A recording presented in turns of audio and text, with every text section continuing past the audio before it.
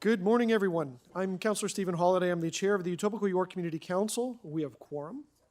I'm now calling meeting number 29 to order. Welcome, everyone. Today's meeting is being held by video conference and in person at the Etobicoke Civic Centre in the council chamber. The meeting is also being live streamed online at youtube.com/Toronto City Council Live. Although we may be meeting in different locations today, Community Council would like to acknowledge that the land we are meeting on is the traditional territory of many nations, including the Mississaugas of the Credit, the Anishinaabe, the Chippewa, the Haudenosaunee, and the Wendat peoples, and is now home to many diverse First Nations, Inuit, and Métis peoples. We also acknowledge that Toronto is covered by Treaty 13 with the Mississaugas of the Credit.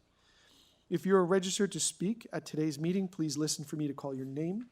I will call speakers in the order that they appear on the list. The list of speakers can be viewed online by visiting the Etobicoke York Community Council page at toronto.ca/council and clicking the speakers box for today's meeting. Members, the city clerk has provided all agenda materials on toronto.ca/council and on CMP, the clerk's meeting portal. Clerk's IT staff are available to members if you need help with your devices. I also want to remind you to please submit and approve your motions by email. Staff are available at etcc@toronto.ca to help with motions. Are there any declarations of interest under the Municipal Conflict of Interest Act? If you have an interest, please indicate the item and the nature of the interest. Seeing none, we will proceed. May I have a motion to confirm the minutes from our meeting on January 6th, 2026? Councillor Morley moves. All those in favor? Any opposed? That carries. Thank you for that. We'll go through the items.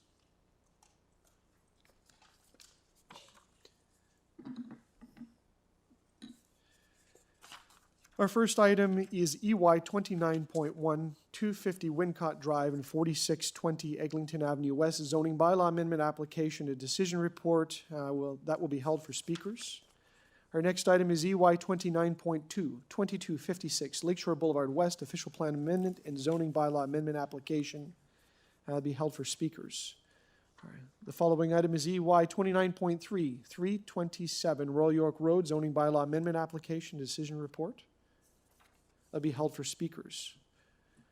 The next item is EY 29.4, 2275 Jane Street zoning bylaw amendment decision report. Madam Clerk, as I understand, there is a motion on this item that we will deal with right now. I'm good to place that the Etobicoke York Community Council withdraw item EY 29.4, 2775 Jane Street zoning bylaw amendment. Mr. Chair, it's Peruzza. I'm happy to. Councillor Peruzza, sorry. Go ahead, sir. Yeah, I'm happy to move the motion there. That's on the screen to withdraw the application. Councillor Peruzza is moving the motion on the screen to withdraw the item. Madam Clerk, I understand that we have registered speakers, and so the instruction is this item is no longer on the agenda once this vote, assuming it passes, and they would have to re-register once it comes back. And new notice will be given. So all those in favor of Councillor Peruzza's motion, any opposed, that carries. Okay, so item 29.4 is now being withdrawn from the agenda. Our next item is EY 29.5. This is 1455 Royal York Road, a zoning bylaw amendment application and appeal report. You can move the staff recommendations. All those in favor? Any opposed? That item carries. Next item is EY 29.6, 2125 Lawrence Avenue West, inclusion on the Heritage Register. That'll be held for speakers. Following item, EY 29.7, 23 Hampshire Heights, request for fence exemption to the Toronto Municipal Code, Chapter 447. I'd like to hold that for questions of staff. EY 29.8 is the naming of two private streets for a development at 2650 St. Clair Avenue West. Councillor Nunziata. Yes, I'll move the staff recommendation. Councillor Nunziata moves the staff recommendations. All those in favor? Any opposed? That carries. EY 29.9, changes to business improvement area boards of management. Councillor Nunziata. I'll move the recommendation. Councillor Nunziata moves the recommendations. All those in favor? Any opposed? That carries. EY 29.10, Algoma Street, traffic calming, speed humps. This is to be held for a speaker. EY 29.11, Ambleside Avenue traffic calming speed humps. This is to be held for a speaker.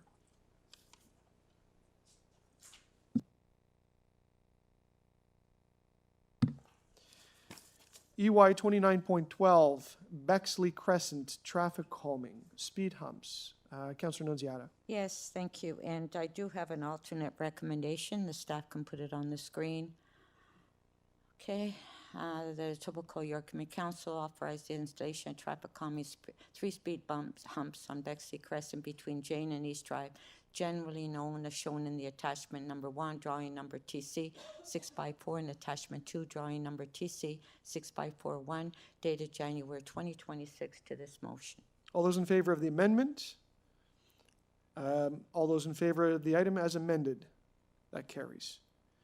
EY 29.13, Woodstream Avenue traffic calming speed humps. Councillor Crescent. Yes, I'm moving staff recommendations on this item, Chair. Councillor Crescent moves the staff recommendations. All those in favor? Any opposed? That carries. EY 29.14, Redgrave. Same thing here. I'm moving staff recommendations on this one as well. Okay. Redgrave. Redgrave Drive between Waterbury Drive and Longbourne Drive, traffic calming speed humps. Councillor Crescent moves the staff recommendations. All those in favor? Any opposed? That item carries. EY 29.15, Rowntree Mill Road and Apted Avenue, all-way stop control. Councillor Perruzza. Mr. Chair, to Perruzza, I believe the clerk has a recommendation to approve. So Councillor Perruzza is moving an alternate recommendation. Madam Clerk, this is one vote, not to amend. Okay, on the alternate recommendation, all those in favor? Any opposed? That carries. EY 29.16, Eileen Avenue, accessible parking space. Councillor Nunziata.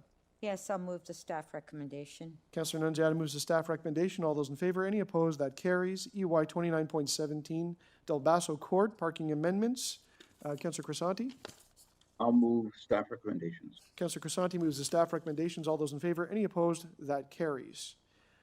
EY 29.18, 100, 105, 120, 125, 140, 165, Canon Jackson Drive, designation of fire routes and amendment to Chapter 880 fire routes.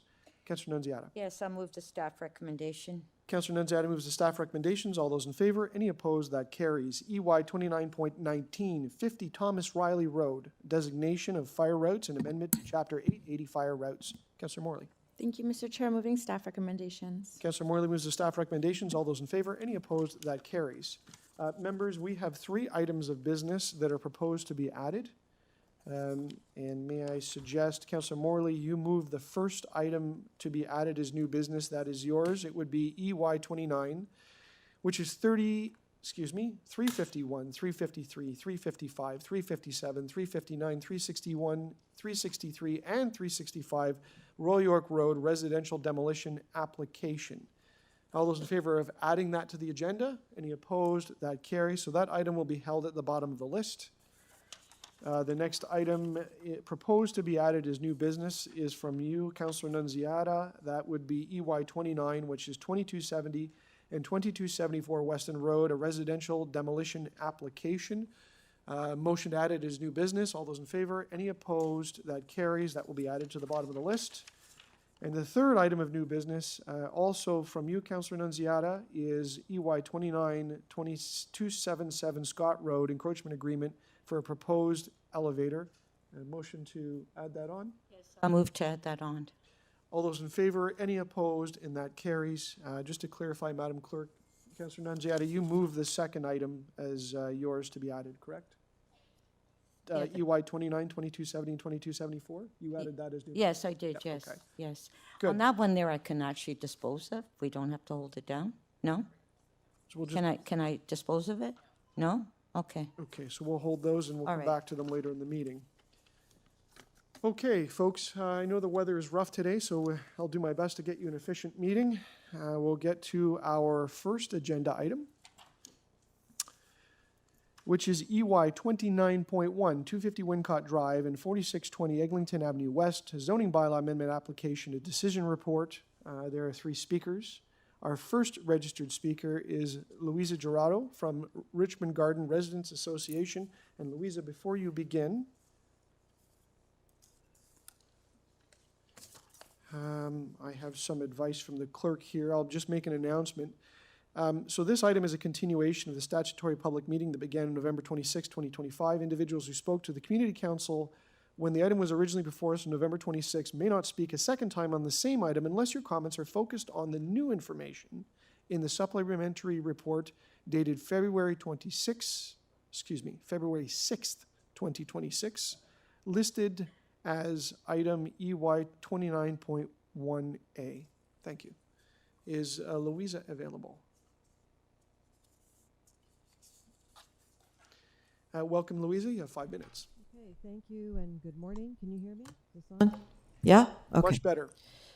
All right, so my name is Louisa Gerardo, and on behalf of the Richmond Gardens and Princess Anne communities, I want to thank you for the direction that you put forward in November 25, asking the applicant to work with the community to resolve concerns, negotiate, I believe you said. The RGRA organized 2 meetings in good faith. We really did want to find the middle ground. So in December 25, we organized a call to clearly outline the concerns and spaces, potential for conversation. And in January 26, we organized a second call where Trinity told us they had no intention of making any changes. So that direction remains unfulfilled. The absolute shutdown to constructive collaboration with neighbors is a constant and consistent response from this developer. So it's unreasonable and disappointing given how much the developer has asked for and gained above the approved 2021 plan. 0 consideration feels like too low a response. Additionally, there is 0 evidence to be assured that the developer will ever respect the community and its needs, which is a big reason to incorporate a public road. And there's information about the public road in the decision report that's before council today. Just unbelievably, even last month, snow was illegally dumped from the plaza at the intersection of Wincott and Waterford at a 4-way stop, which prevented visibility, and multiple calls to 311 were made to remove the snow. Even during this process, that kind of consideration is shocking. We're relying on council to bring reasonableness and accountability to this rezoning application because we can't be assured the developer and future co-owners will maintain this road. What the RGRA and 1,800 people plus who signed the Save Ritchie Plaza petition are asking is for council to uphold the official plan. It's not outside the official plan. The official plan has hundreds, thousands of precedents that support a public road over a narrow private lane. We've reviewed comparable mixed-use developments in the area, which consistently confirm this. Public streets are fundamental components of the public realm and core to complete communities and complete streets. The prevailing and expected conditions of this site and what we're asking for support integration of new mixed-use developments in an existing established low-density neighborhood. I would add this is not a net new greenfield site. Richview Plaza is a vital retail destination, and it is accessed by thousands of customers and clients already every day. And it has in conjunct over 1,000 more units that are proposed, which is double what was approved in 2021. It just changes the conditions. And depending on who you ask when, 5,000 to 9,000 cars. We saw that Trinity's lawyer posted a letter, and we also want to respond to that. On page 2, under the heading Private Road Already Approved in Part by OLT, I don't think so. The OLT did not have the rezoning application before it, just to be clear, nor the issue of the public road. The rezoning application is before council because that's where the decision's made. And the issue of the need for a public road for an application that doubles the units is before you. Staff in its report does not say it's not possible. That's the applicant saying that. On page 2 of the lawyer's letter, under the heading Private Road Contemplated in the Agreement and Purchase of Sale, et cetera, et cetera, et cetera, this is a new zoning application. It is not the agreement with Create TO from 2016, 2017, 2021, and all of those proposals, the applicant themselves have taken the position that the city and BuildTO agreement is no longer binding. In fact, the original agreement of purchase clearly stated the applicant could not appeal any approvals to the OLT, yet they did. They appealed a committee adjustment refusal of their application to the OLT on the basis that the agreement of purchase of sale was no longer binding. So if it's no longer binding, it's no longer binding. Page 3 of that letter, no evidence that city ownership of the private road is necessary. That's not the test under the official plan. That's not the test. We've also heard periodically of encumbrances. All the original encumbrances are resolvable. They're resolved all the time. The other encumbrances are developer created and only on paper, and you haven't yet approved them. The community has been asking for a public road from the get-go. It's about 8 years. We've been asking since 2021 when they wanted to change this. There are no surprises. Thank you. Thank you. Are there any questions of the speaker? Mr. Otto, I'm going to just ask one. We've had a tremendous amount of correspondence, and I just wondered if you could encapsulate the sentiment, and you're a representative of the Residents Association. Could you just encapsulate for my colleagues what the ask of the community is, of this community council? The community supports development. We loved what was approved in 2021. We did not like the private road because we had concerns already at the relationship and approach that this particular developer brings to the site. Since 2021, we've looked at heights and built form. We wanted to discuss that. We looked at the public road. We wanted to discuss that with Trinity. We've looked at retail and protecting retail. I think right now, given the decision report, we're whittling it down to one thing. We are saying very specifically, public road. We need access. We already use that plaza, and there's a decision that will impact the community beyond any of our lifespans that is made today, and it's actually supported by the official plan. So that's what the community is asking for. Sonia will elaborate more on that, though. Thank you. You're welcome. Any other questions? Seeing, oh, I'm sorry, one more Yeah, from just a Councillor question. Nunziata. So since the last meeting, Yeah. so there, it's my understanding you've had 2 additional meetings. And so as far as the issue with the public road, private road, that was brought up at the meetings? Yes. You did? Okay, thank you. Thank you. Thank you. Our next speaker is Sonia Pace.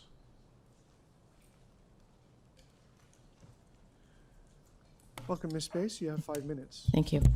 Good morning, Chair and members of Council. My name is Sonia Pace, and I'm speaking on behalf of the Residents Association for Richmond Gardens and Princess Anne. I want to be clear at the outset, this deputation is about one central issue, whether the internal road will be public or private. We're not here to oppose development. We're here to ask that it be structured properly. In 2021, Council approved a coordinated mid-rise project under single ownership, unified circulation and parking system, and 570 units. That is not what is before you today. This proposal is larger, denser, severed, will be phased, and is more complex. It now proposes 1,030 units, multiple buildings, separate garages, loading areas, and future multiple ownerships. The planning framework for this application must evolve accordingly. A private lane that may have been marginally acceptable under unified ownership is no longer appropriate in this context. Staff described the private road as adequate, but adequate is not the test of the city's official plan. The official plan clearly states and presumes that new streets are to be public unless otherwise deemed appropriate. The question is not whether a private road can function. The question is whether it's more suitable than a public street for a development of this scale. For 1,030 units, as I said, severed parcels and phased ownership, a publicly governed street is more suitable. That suitability test has not been met.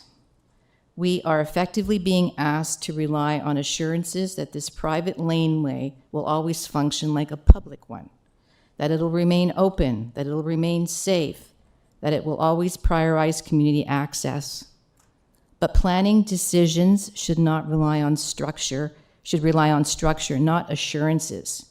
5 years ago, a different proposal may have supported a different approach, but this is a new application at a new scale.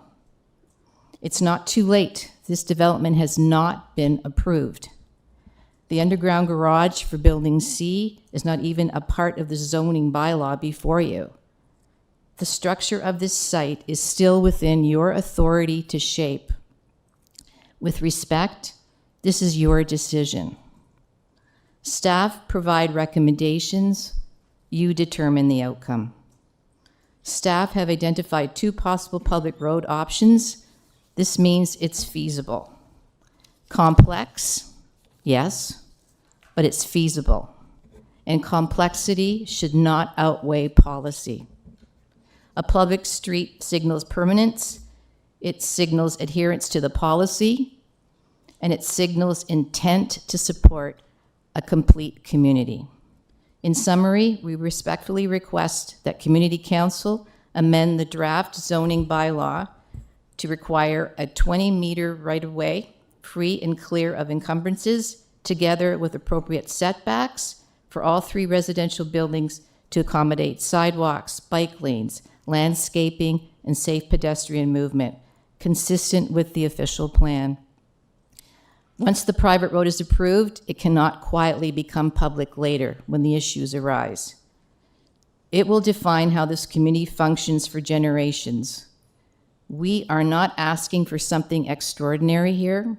We are asking for a public street in a public city that provides the only access to this existing retail plaza. We are asking you to apply the OP policy for new streets. If this road is meant to serve the public, then it should be public. Thank you. Thank you. I had one question for you. I'll just check if my colleagues any questions. No? Could you remind the community council members, because they won't know it as well, but Richview Plaza continues to be a really busy place. And as far as I know, since our last meeting, I think a Tim Hortons opened up in there. It has, and that has really changed the circulation of cars and vehicles. I'll bet. And so, well, I know, because I go there. And the post office is in the pharmacy, and there continues to be bustling tenants there, although there's some changes going on. Correct. And this is a long linear plaza.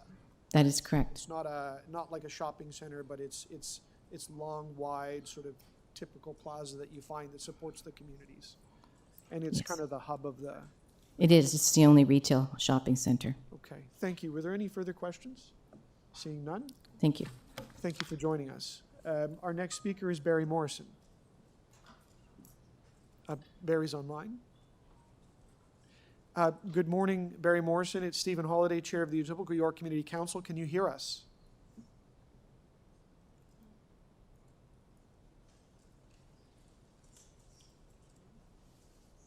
Can you hear me? Good morning, Mr. Morrison. We can hear you. Just talk loud and clear. Please Okay, begin. thank you. Thank you very kindly.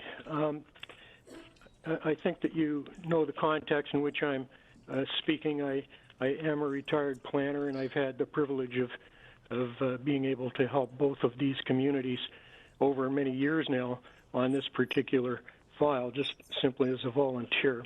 And it has been a great experience for me. And in terms of I believe Louisa mentioned it, but the community is very supportive of transit-oriented development. It did so in 2011, and almost unanimously supported the mid-rise project under bylaw 834-21.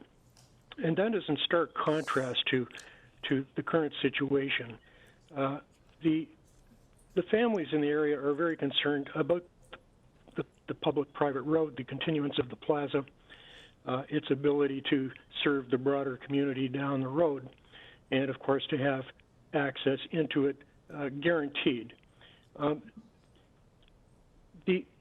There are other issues that they're very concerned about, and that includes the height of the buildings, and I'm just going to skip that for now, but I think that roughly 2,000 families have taken the time to advise the RGRRA, who represents both communities at this time, that they are in stark opposition to this particular application.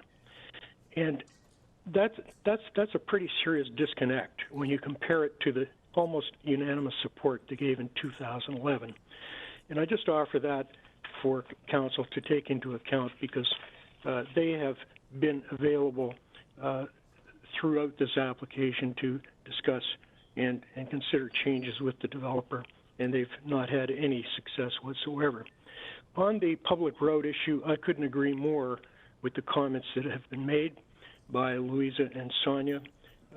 The matter seems to have been approached in a backwards way, where if you can't do a private road, then maybe we should investigate a public road and then see what problems there are there. That's backwards. You're supposed to be doing a public road first, and there's no obligation to consider a private road if, in fact, it's got difficulties, or it's simply not acceptable from the public realm, complete streets, and so on. So I certainly agree with that. I don't understand any improvement to the public interest in doing a private road that has had volumes projected up to 9,000 vehicles a day. They've now been downgraded through the deletion of the promised supermarket. That's just not an acceptable situation. It's still going to be a very high volume road, and it's not simply an access laneway. So I think that that seems to be the big issue at the moment. There are issues of height. The staff did note that they need to reinforce the compatibility between the neighborhood and the building, and they're proposing to use a 45-degree angular plane and some step backs in the building. And I think that that's not a perfect approach. Simply the acknowledgement that there are issues between different types of development is something that has to be looked at. The official plan was quite clear that tall buildings don't belong everywhere. And if we look along avenues, they are held to mid-rise. And there's a reason for that, because there's an issue of compatibility. And if that's not the case, the city would simply be applying a 45-degree design guideline to determine when buildings of, say, 30 stories can go. So I think that's something that has to be given some consideration. The staff seem to have justified this on the basis of a recent amendment that allows more height to be allowed in a mixed-use area on an avenue. But that provision has to be reviewed within the context of other provisions of the official plan. It's not a get-out-of-jail card free. You have to be able to establish compatibility, and I'm not convinced that has happened. That policy is not intended to ignore context. And if you look at context and you go back into the planning staff reports back as far as 2019, planning staff have been very concerned about the issue of putting tall buildings on this site in this particular context. Thank you, Mr. Morrison. I'm grateful that I'm going to wrap up. Thank you very much. Thank you. Are there any questions of the speaker on this item? Seeing none, thank you for joining us, Mr. Morrison. I'll ask if there's any other speakers. Thank you, sir. If there's any other speakers on this item? Seeing none, questions of staff? Questions of staff? Yep, go ahead, Deputy Mayor Morley. Thank you, Mr. Chair. I wonder if staff could help to inform council and anybody listening about the public versus private road ask of the community, understanding that it appears to be recommended as a private road within the report. The ask of the community is looking for a public road. Can you talk to us about how you arrived at the private road recommendation and if there's flexibility on that. Through the chair, thank you for that question. So staff originally looked at the proposal in terms of trying to decide if a public or private road would be the appropriate access here in 2021. So at that time, with the existing, with the mixed-use proposal, including buildings A and B at 11 stories, building C, which is the affordable mid-rise at the corner, and the retention of D. Along with the community agency space in the park, we said that yes, the private road works in relation to this, and we did move the approval based on that. So when we're looking at public versus private roads, we do look at that policy that the residents were stating, and that does say that roads will be public unless staff deems it appropriate that they could be private. And in those cases, they have to connect appropriately to the surrounding road network. It has to work from a technical and functional perspective. But we also have to meet public realm objectives. So we see through the submitted technical reports that yes, this does work. It does plug into the surrounding road network appropriately. And they've also provided a sufficient public realm. In most cases, the effective right-of-way is more than 20 meters in width. This provides sufficient at least 8.5 meter travel path for vehicular traffic, in addition to sidewalks and landscaping. There is a pinch point that's a bit below DIP standards, but that's bounded by the existing driveway to the west and the proposed park to the east, so we feel that those public realm objectives are met. However, if we did need to remodel the park a little bit to recoup a foot to make it the full 16.5, that's possible as well. So there are underground parking garages that are proposed, and we also looked at this in relation to the new proposal where there's those two 11-story buildings became 24 and 29. We relied on updated technical reports, and we said, based on our analysis, that yes, this still functions from a technical perspective and also from a public realm perspective. What's the difference in terms of operationalizing those roads and maintenance and the expectation to the community in a public versus a private designation? Through the chair. So in a public designation, of course, the city would be responsible for all maintenance and access and snow clearing and things of that nature into perpetuity. In a public scenario, these roads do function for essential life safety and fire routes. They have to meet all of their obligations under the building code, and so they would be kept free and clear for safety purposes. There's also easements that have been established for vehicular and pedestrian access through the site, and so those would remain at all times so that the public could access the site and the plaza in perpetuity. I'm sure my colleagues have more questions. I'll leave mine there. Thank you so much. Thank you. Any other questions? I've got a couple. Mr. Deputy Speaker, excuse me, Mr. Deputy Chair, could you regulate my timing? Questions of staff.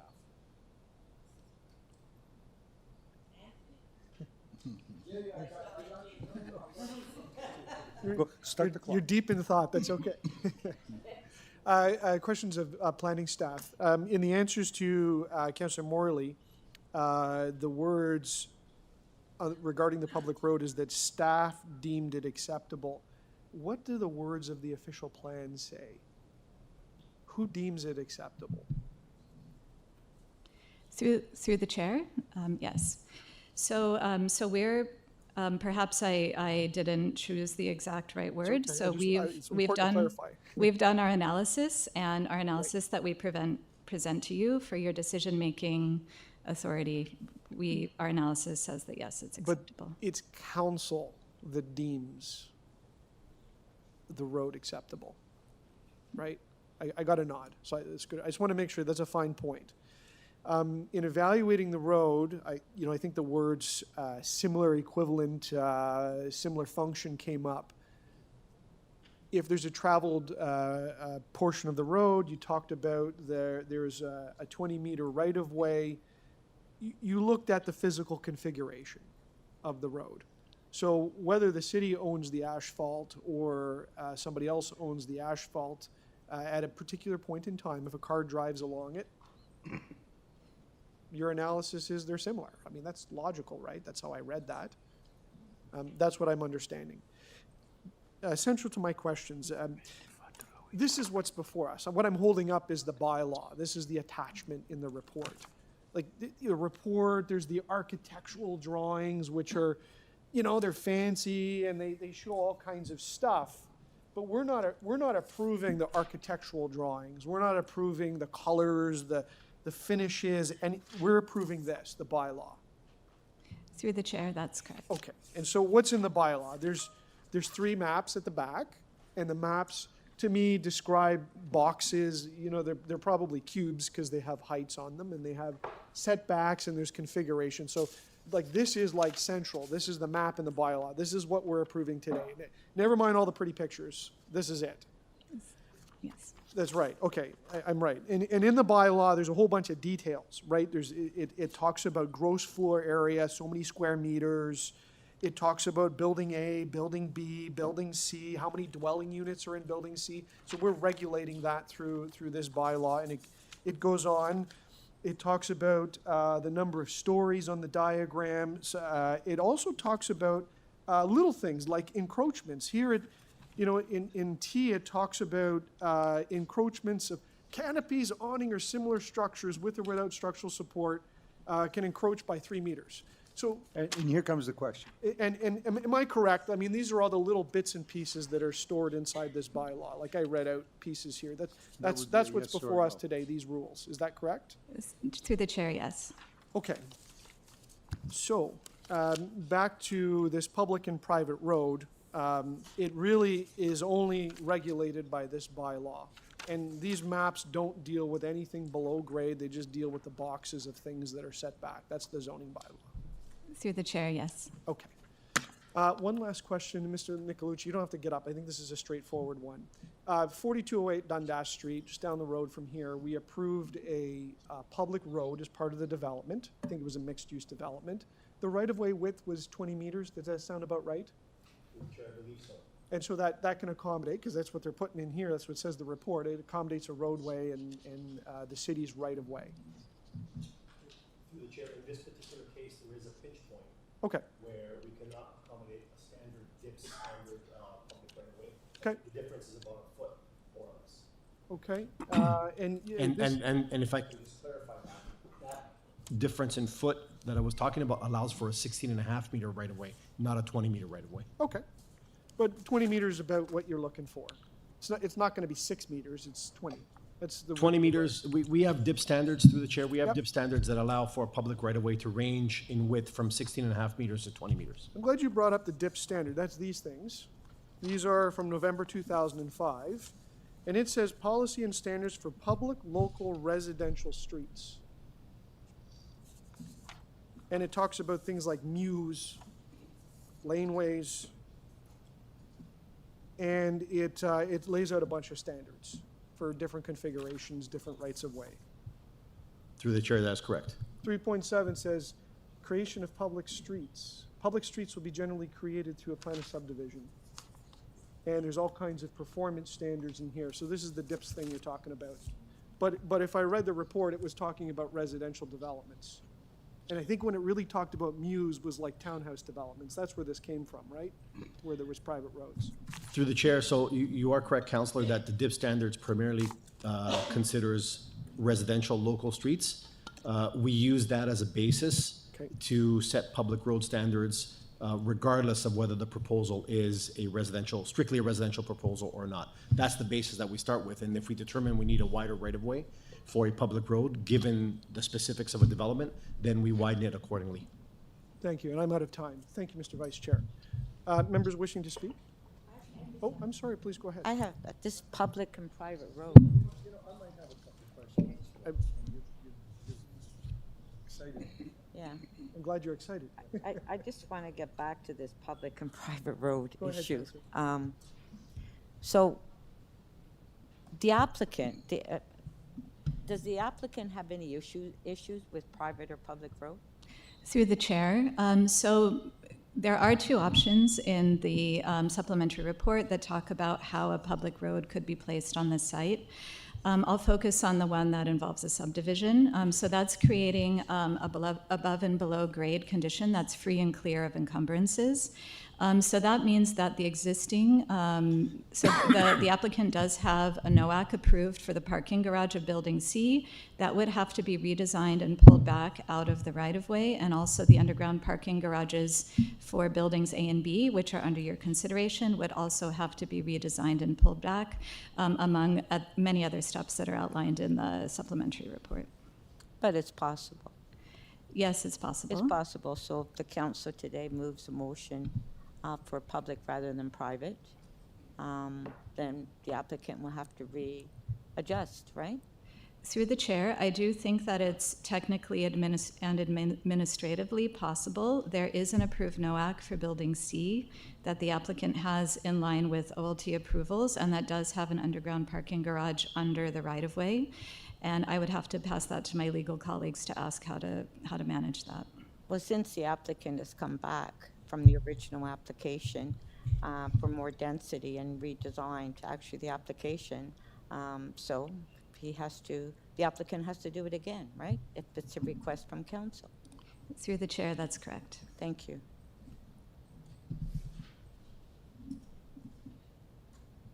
Councillor Prutza. Yeah, I just wanted to know if there's anybody who can speak intelligently to what the increased height and densities do to the price of land and overall price of housing. Does it do nothing? Does it drive up the cost? Does it keep it the same? Is it just dependent on demand, and it goes down when demand is low? Like, in your view, what does someone putting more density on a little plot of land, and I understand in a free market economy, people try to maximize and they try to put as much as they can on as little as possible. I get that, and I get that the desire to do that, but from a land value, housing value perspective, what does that do to the costs of housing and the costs of land? Through the chair, since I'm not a land economist, I can't speak to your question. Yeah. Thank you. Would we be able to get like a land economist down the road? Because I suspect I'm going to ask this question over and over and over again on applications going forward, because I think it's an important component of city building, because everybody's whining about the cost of housing and how the cost of housing is just kind of is becoming, it's out of reach for most people, right? How does this type of sort of land use and changes in density on small parcels of land, how does that impact the overall value of land and housing? I think that that's an important consideration to city building, and I think that we need to begin to sort of mine down on that one, because on one hand we can't say we want housing to be affordable for people, and then basically navigate land use policies that just drive up the cost of housing right through the sky with these big tall skyscrapers. So we should going forward have someone here who can speak intelligently to that, please. Okay. Thank you, Councillor Perruzza. Are there any other questions? I got to ask for the indulgence of the committee for a second round. I got one question I got to ask, because I want to clarify on something. To staff, I mean, this is really a process question. The bylaw that's in front of us speaks to what's in it. I don't think there's anything to do with the underground in the bylaw. That's all site plan. Is that correct? Through the chair, that's correct. And that's delegated to staff. Yes. Thank you. That's all. Members wishing to speak? Okay. Yep. I will speak first. If you can regulate me, Mr. Vice Chair. Please start the clock. I do have a motion. The motion is on the screen. It looks a little long, but it's fairly straightforward. It asks to establish a public road. So it modifies the bylaw in order to establish that, and it requires a report back because there'll have to be a look at the technical standards. So, members, you've heard a lot from the community. There's hundreds of letters that have circulated on this item. There's been multiple meetings. There's a couple of meetings since our last community council. I keep thinking of this book. This is an old book. It was written by Jane Jacobs. Maybe the planners have seen this. Systems of Survival. And it's an interesting dialogue, and it's more philosophical than anything else. A lot of Ms. Jacobs' work was about planning. But this talked about two syndromes, she called them. They were the commerce syndrome and the politics syndrome, or the guardian syndrome. And it was the way that society is organized. And the commercial syndrome relies on things like trade and production, and it places values on things like negotiating things, honesty, integrity, entrepreneurship, all the stuff that what I would say has to do with real estate. And The meeting places of conservatives and progressives. Okay. The other side is called the moral syndrome, or the political one, and it governs politics and about territories, and it has different values, right? Honor, rules, regulating things.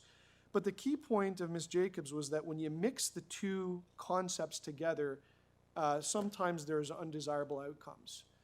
So let's go way back to what's happened with this. Years ago, a developer acquired lands, and it was a shopping center, still is a shopping center, and they want to put some buildings on it. And the city came forward, the city staff came forward and said, hey, we own this road reserve. Why is there possible to be a deal to buy the lands, put them together, and create a bigger site? And that deal went through, and back in 2021, council made a decision, put some mid-rises in here, and they talked about a lot of things, including a grocery store. We didn't talk about that a lot today, but there was a grocery store that was contemplated. It was this big development. It was exciting. Not everyone loved it, but everyone equally hated it and loved it, and it got passed. And then you fast forward to now, and there's now an application after that went through to up the buildings from mid-rise to tall towers. And everyone is really, really frustrated in the community about this because they say, hey, we had this discussion before. We landed on this plan. Council, you approved this. And, the answer back was, well, they can come forward and change things later on and rethink stuff. Well, I've been thinking a lot about this site. And we've heard from the community. They've asked for three things. They want their grocery store back, the one that was in the plan. And when I asked about that, the answer back was, well, too bad. They didn't think it was viable. There's no obligation to build all of the square feet that was allocated to non-residential. And so we ended up with less. We just built less. And then the community said, well, we don't like these really tall towers. This doesn't fit in with our community. It's not around here. This is new. I agree with them. I don't like them either. But I got a staff report that's provided some advice on this. It's there. And the last piece that came forward in earnest was this idea about a private laneway that runs through the site, serving a strip plaza and new developments. And their ask is, well, make it a public street that's going to function and connect with the other roads. And if you look at it, it connects with Wincott and Waterford Drive, the side streets there. And it's so busy, the intersection, they have to put a traffic light in there. And then it swings through the site and it connects to Eglinton Avenue. And so what I'm hearing people saying is, protect our plaza, protect over the years and all of the piecemeal components of this development site and all the things that will happen over time. If we had a public street through there that's owned by the city, then we can have really orderly development and good planning. And they'll feel a lot better about the viability of the plaza. And, for crying out loud, there's a Tim Hortons in there now, and you know how busy those are. So I hope you can support this amendment. We hear from staff the configuration it needs to function to move cars back and forth. And I think that this keeps a public asset or establishes a public asset that is going to make the community better, especially along Eglinton Avenue. So thank you for allowing me to speak on this. And thank you to everybody that contributed to this process. Any other members wishing to speak on the item? Councillor Nunziata? Yeah, thank you. And thank you to all the deputants here, and I mean, it was very clear, and there has been a couple meetings since the last meeting, and very clear that the community is advocating for a public road rather than a private road, so I will be supporting Councillor Holiday. And as far as the staff's comment on it, well, if we have a public road, then it would be an inconvenience to the applicant that he have to amend the design. Well, since 2021, there has been a number of amendments since the original application came in with more density, minor variants. So, in my opinion, I support the local councillor on a public road, and be it if the developer has to redesign his building, go ahead, because I don't think that he's been honest with the community to date now. So I will be supporting Councillor Holland.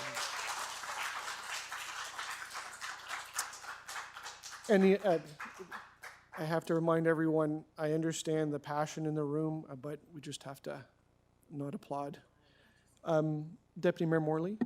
Thank you, Mr. Chair. And for the community's engagement on this file, I just want to note, and this actually will lead nicely into the next item on the agenda in my ward, this issue of complete communities and the importance of the communities coming together to advocate and share their voices and putting pressure, frankly, on us to do everything we can, use all the tools in our toolbox to work to establish and ensure that we are, in fact, building complete communities as we in Etobicoke are absorbing so much growth pressures in this moment and will continue to do so.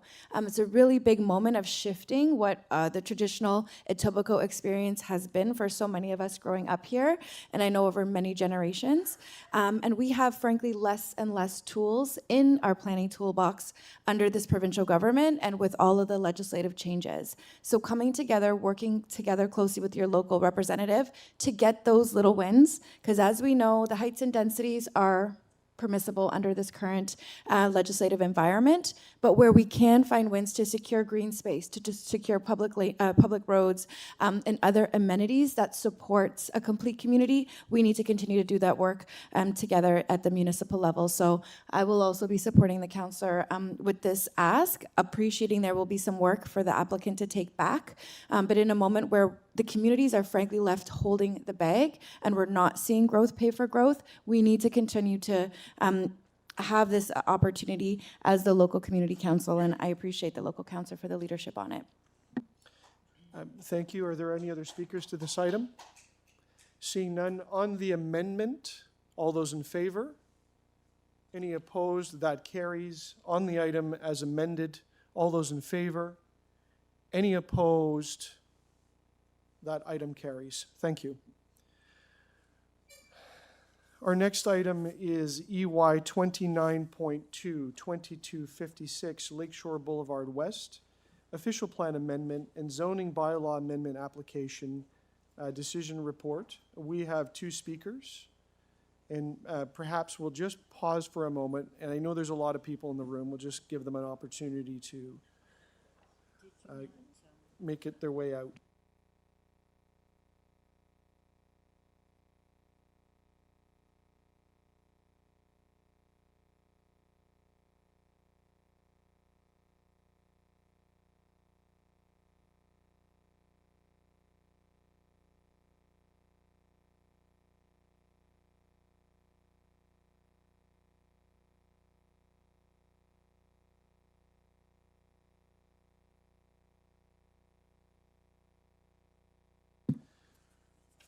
Okay, thanks everyone. I know there's a lot in the room. Our next item is EY 29.2, 2256 Lakeshore Boulevard West, official plan amendment and zoning bylaw amendment application, a decision report. We have speakers registered. Our first speaker is Brandon Leal from WND Associates. Brandon, welcome to the Etobicoke York Community Council. You've got 5 minutes. Start as soon as you're ready. It looks like you need to plug in there, so do what you need to do and then we'll get started.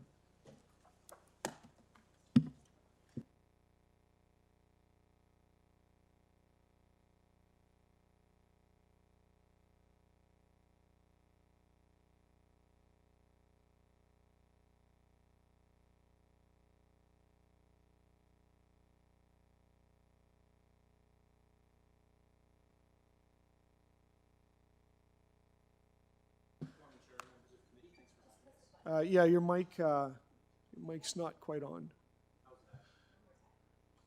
How's that?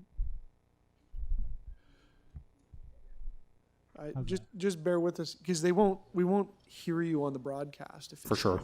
There we go. Hi. There we go. Much better. Please begin. Perfect. Well, thank you, Chair and members of committee, for having us here today. I'm here to speak on the item 2256 Lakeshore Boulevard West in support of the staff recommendations. And as I get started, I just want to extend our thanks to staff and at the city and TRCA for their extensive work with us on this application. It's been a long process, and we're thankful for the work that they've done with us over the years on this. I've got a brief presentation just to run you through, and I'm happy to take any questions after that. So again, 2256 Lakeshore. Just to orient ourselves here, we're close to Park Lawn and Lakeshore, just at the edge of the broader area that's been evolving over a number of decades to a really vibrant mixed-use community with some infrastructure improvements coming and approved by council, which we fully support as well in the future. Just some context on the site in the area. So this is the existing storage building just at the corner of Legion Road there. Across from us is the Empire by the Sea condos, as it's known, that was developed some years ago. And then immediately behind us is Floravoisy Park, and I'll stay on that image for a moment. You can see the current interface of the park there is it's a bit crude with the old industrial building fronting with a blank wall there. And as part of this development, we're trying to improve that for the community. Again, here just looking at Floravoisy Park on the left side and Legion Road, and you can see the difference that when the development across the road came in, there were boulevard improvements and improvements to the road there. And we're looking to achieve the same on our site as the development moves forward. There's some other community improvements in the area that have been happening, which we're fully in support of, and our development will facilitate in some way. The Grand Avenue Park expansion has been a fantastic expansion of that park for the community to really become a high-quality, multifunctional space for the area. And similarly, the transportation master plan for the area is really geared towards making sure that traffic in this area works and that there's safe, reliable options for people to get around. And as part of that, our development is fully protecting for and supporting the extension of Legion Road north towards some of those other developments along Manitoba Avenue there. And then finally, as members of this committee will know, there's the broader Christie secondary plan area where staff and council have worked to secure a number of great community benefits there that we fully look forward to seeing implemented. And I'll run you quickly through the development here. I won't linger on the details too much, but it's a tall building with 4 retail units that we're bringing at grade. And I'll zoom in there in just a moment to describe the kind of plaza condition we're trying to bring to the community here. As I mentioned, at the rear of the site, we're expanding Floravoisy Park. It's a 560 square meter expansion, and that it's really opening up the park to different use opportunities that we fully expect to see programmed as this development gets built and as we get community feedback on the types of uses that staff will design into a park. As I mentioned, at the corner of Lakeshore and Legion Road, we're trying to create a really community-focused plaza. And in the left side there, you see I've highlighted some of the retail units in red, and the area outside, which includes a private area, a private setback as it were, where we're trying to create a plaza condition, a really landscape area, and then the road widenings, which we're giving on both Lakeshore and Legion Road.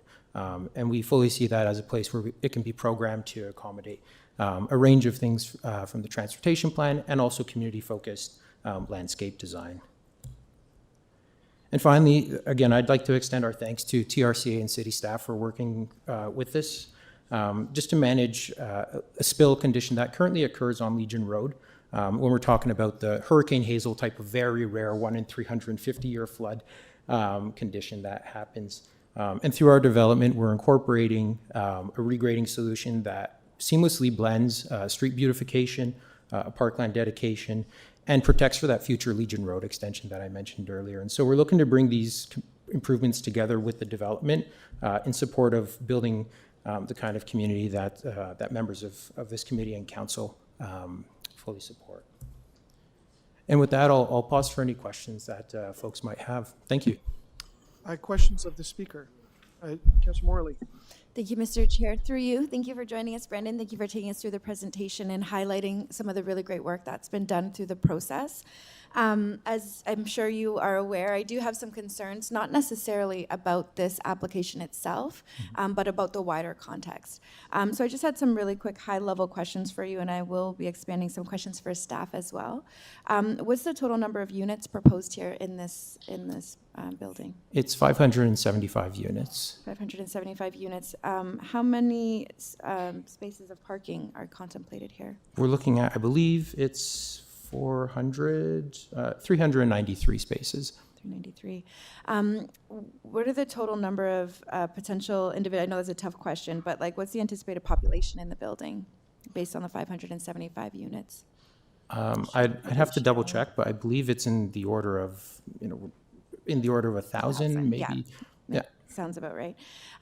When you all were looking at movement through the city, you referenced the transportation master plan and the Christie site and some of the improvements contemplated there. You may be aware, but some of those things remain challenged and don't necessarily have a clear path to delivery at this time. Did you all include as the province has, the Parkland Go station as contemplating the movements for your building, like how people move around the community? Did you contemplate the existence of a GO station there? The GO station, I think, is, it's something that's undeniably planned for the area and something that I think the owners of these lands and residents in the broader area are expecting to happen in the future. And hopefully sooner than later, as I'm sure members will know. But we've also considered, ensuring there's enough parking in the interim. We know that, Etobicoke may be a place where folks may not be as quick to use transit, especially when it's still in development. And so the way we've designed this development right now is to allow for that mix of vehicle use, bicycle use as the network builds out. And our transportation consultants have said that, the network will work. And that the improvements coming in the future will also help to provide that traffic flow. So the traffic consultants for this application did not indicate concerns about capacity at the existing intersection as it is? I'd have to double check. I don't want to put words in their mouth, but certainly we're providing the road widening, which would allow the city to reconfigure Legion Road to provide additional lanes, cycle tracks, which the city is also looking to include, to make sure that the intersection serves appropriately for the demands that it might have. I'll follow that one up with staff as well, because they might have some of those technical answers, but I appreciate that very much. Thank you so much. Those are my questions. Thank you. Thank you. Are there any other questions of the speaker? Seeing none, thank you for joining us. Thank you. Our next speaker is Victor Yee from Mimico Residents Association. Victor's online. Good morning, Victor. It's Stephen Holliday from the Etobicoke York Community Council. Can you hear me okay? Yes, I can. Can you hear me? Yep, just as loud as you can, but please go ahead as soon as you're ready. Sure. Thank you very much. Good morning, Council and Mr. Speaker, Mr. Chair. My name is Victor Yee. I'm speaking on behalf of the Mimico Residents Association today as a volunteer board member. I've shared my screen, and hopefully you guys can see it because it'll help focus on what we're talking about today. Yes, we can. Can you guys see our screen or my screen? It now says MRA letter to Toronto City Hall. Perfect. Thank you, Mr. Chair. So in 2023, the Mimico Residents Association wrote this letter to the city with essentially 4 concerns about this site. So number 1 is over-densification. There's a lot of high-rise developments in this area, which will put a strain on the infrastructure and amenities that exist. Number 2, there's a lack of infrastructure. There's insufficient plans for traffic, schools, healthcare, parks, community spaces. As Mr. Leal mentioned before, this is already a very dense site. There's a lot of high rises in this area, and unfortunately, the infrastructure has not kept up. Number 3, the 35-story building height, which is one of the 2 towers, the one closest to Lakeshore, doesn't fit with the low-rise townhouses to the immediate west and to the north. Those townhouses are a bunch of complexes, about, I'd say, 4 or 5 of them, and they're only about 3 stories each. And then it's going to jump to this very tall 35-story tower, and then the rest of the high-rises in Humber Bay. So we're concerned about the height limits and density and the incompatibility of the building height. Number 4, a general point perhaps, the housing mix should really, especially in this area where it transitions from low-rise to the high-rises in Humber Bay, should be more focused on middle or low-rise developments, not more high-rises in this little area on this corner. So those 4 concerns remain today. But this morning I want to focus on, I think, what both Deputy Mayor Morley and Mr. DeLeo before me did reference, and that's 2 key missing items currently around the site. So number 1, the Legion Road extension, and number 2, the Park Lawn GO station. So Mr. DeLeo referenced just earlier that both of these are forthcoming infrastructure improvements, and Deputy Morley, Mayor Morley did mention or did ask whether the existing transportation study accounted for these 2 improvements. So Legion Road, which is of course, as I'm sure Council knows, up here, and should be extended down through Mimico Creek Park across the rail line, and the Park Lawn GO station, which should be over here, both of which are of course not in existence currently. So our position really is that these infrastructure improvements really need to be built before this 575 unit development goes forward. And of course, this is a OPA's zoning bylaw amendment hearing, but as a residents association, we do want to get these comments on the public record, and we do appreciate that Deputy Mayor Morley has actually touched upon these already.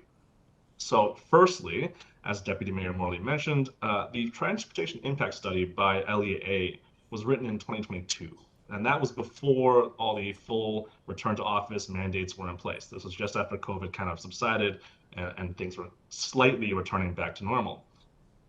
And the study itself actually assumed that the Legion Road extension, so this extension right here towards the site here, would be built in 2023 to 2025. We're in 2026 now, and it's still not built. The study also mentions the Park Lawn GO station, which is going to be over here.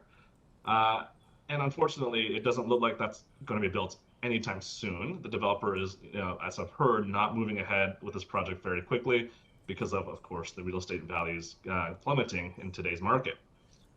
So without both of these items, the Legion Road extension and the Park Lawn GO station taking people out of their cars, the traffic congestion at Park Lawn and Marine Parade, which as I'm sure Council knows, is going to be even more congested. This left turn going from eastbound Lakeshore to northbound Park Lawn takes forever. So much so that drivers are cutting through this Metro Plaza to get through the private laneway here to this light and turn left at this light to get northbound Park Lawn. Legion Road extension would really be an alternative route for that. As you see here, this Legion Road would go up and come across. I'm sorry if there's a lag, but it would come across, reach here, and let people left turn here.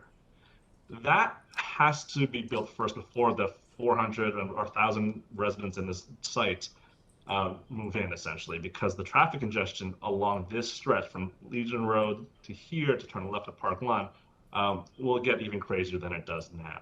So those are essentially, and of course, Park Lawn GO, once it gets built, would remove some vehicles from the road, but it's not in the near future horizon at all. So generally, we don't oppose. Yep, I'll wrap up. We don't oppose the development generally, but we urge the city and I guess the province to make sure that the traffic and transit infrastructure keep up with the exponential growth that's planned here. Thank you very much. Are there any questions of the speaker?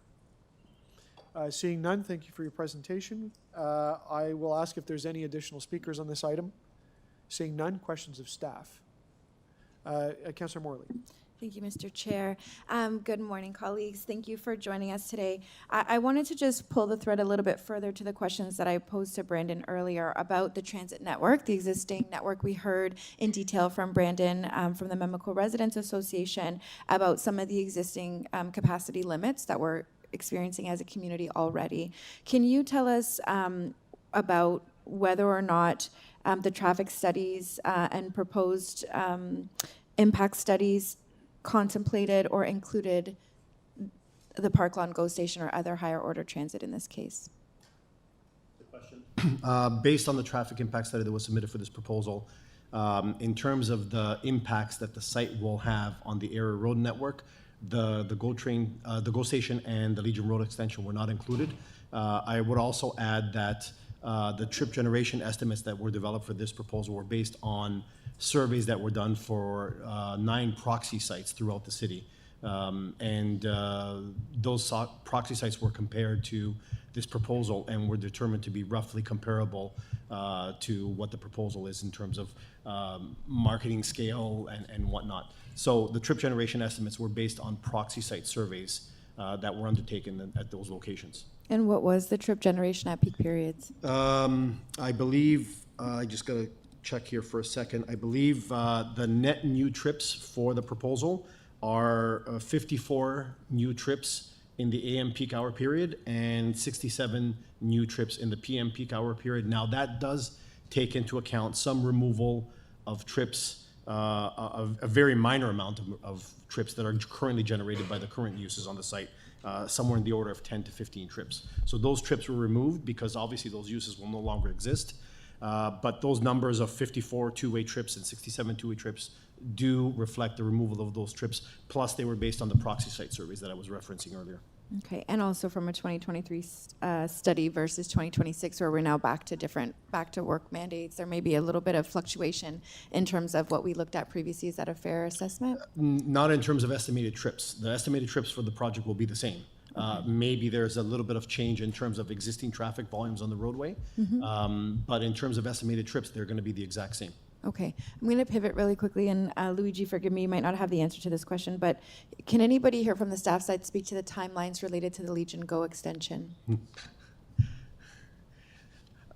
I know David Hunter's group has been working closely on it. Yeah. We've been in touch and have been moving the ball on that one, but we are still a number of years out before that infrastructure connection and additional alleviation for congestion in the neighborhood is realized. And a bit of ways to go there. Yeah. I had some questions about grade modification, but I think I will leave that. I don't think that needs to be said for today. Those are all my questions, Mr. Chair. I'll speak to the item. Thank you. Are there further questions of staff? Seeing none, members wishing to speak? Deputy Mayor Morley, go ahead. Thank you. This is a really tough application for us, and it's one that we've been working through since the beginning of my term in office. I do want to acknowledge both the work of our colleagues in city planning as well as the applicant and their team for their willingness to continue to do hard work to get better outcomes in terms of this proposal. It does represent some potential benefits to the community, including the streetscaping improvements, the commercial at grade, the extension to the Flora-Voisey Park, as well as that work with TRCA. We've done significant work in that watershed area around one of our water infrastructure pieces as well. So, notwithstanding the fact that this application does represent a potential improvement to that corner from an existing, storage building to a wonderful new community. This community has grown extensively in the last decade, contemplating infrastructure that does not yet exist. And so we are continuing to be more and more limited in our power and ability to secure complete communities, as we just talked about with our friends in Etobicoke Center. And this is another one of those buildings where there's additional pressure being put onto a community, and beyond just the appropriateness for the site itself, the wider community continues to be underserved by infrastructure and transit. And unfortunately, the lack of a clear path to delivery on some of these higher order pieces. We're good on Legion Road, that's city led, and we're moving forward on that. But with respect to the actual Park Lawn GO station, which the province of Ontario has included in their most recent changes, does not exist. There is nowhere for people to go and get on to a GO station here, despite that being continued to be contemplated for this high-rise community.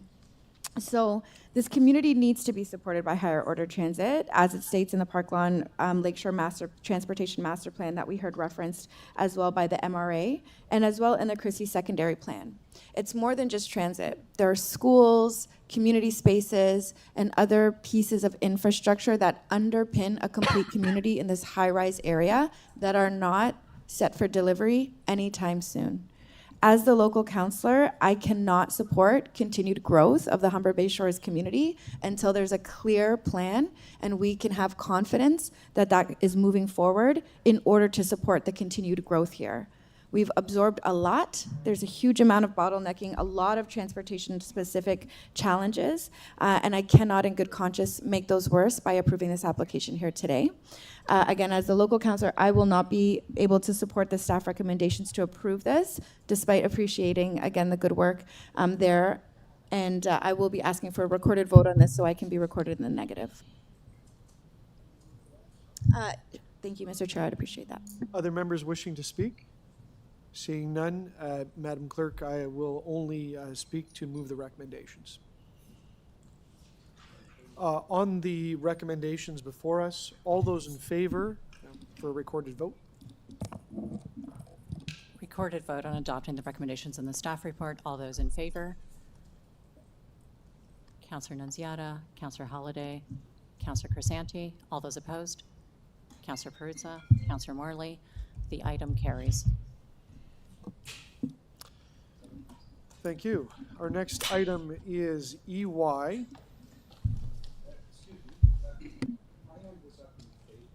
Councillor Perruzza. I registered you in the negative. I registered you in the negative. You were in favor? Shall we carry out another recorded vote? Sure. Recorded vote. All those in favor of adopting the recommendations in the staff report moved by Councillor Holliday. Councillor Perruzza, Councillor Crescent, Councillor Nunziata, Councillor Holliday. All those opposed? Councillor Morley. That item carries. Thank you. Our next item is EY 29.3, 327 Royal York Road, zoning bylaw amendment application decision report. Last one. We have registered speakers. Our first speaker is Justin Lung. Is Justin here or online? Not online. I'll just call one more time. Justin Lung. Leung. Okay.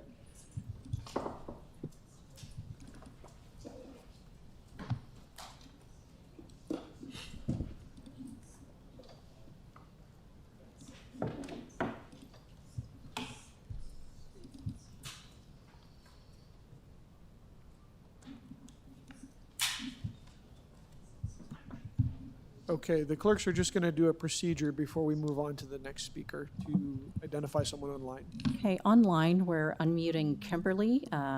Kimberly, if you could identify yourself and advise what item you're registered to speak on. If we could unmute Kimberly, please. Oh, I'm just listening in. I'm not registered to speak on anything. Thank you very much. Okay, we'll move on to the next speaker on the list, Jim Foster. Is Jim Foster here or online? Jim Foster is online. Good morning, Jim. It's Stephen Holliday from the Etobicoke York Community Council. Can you hear me?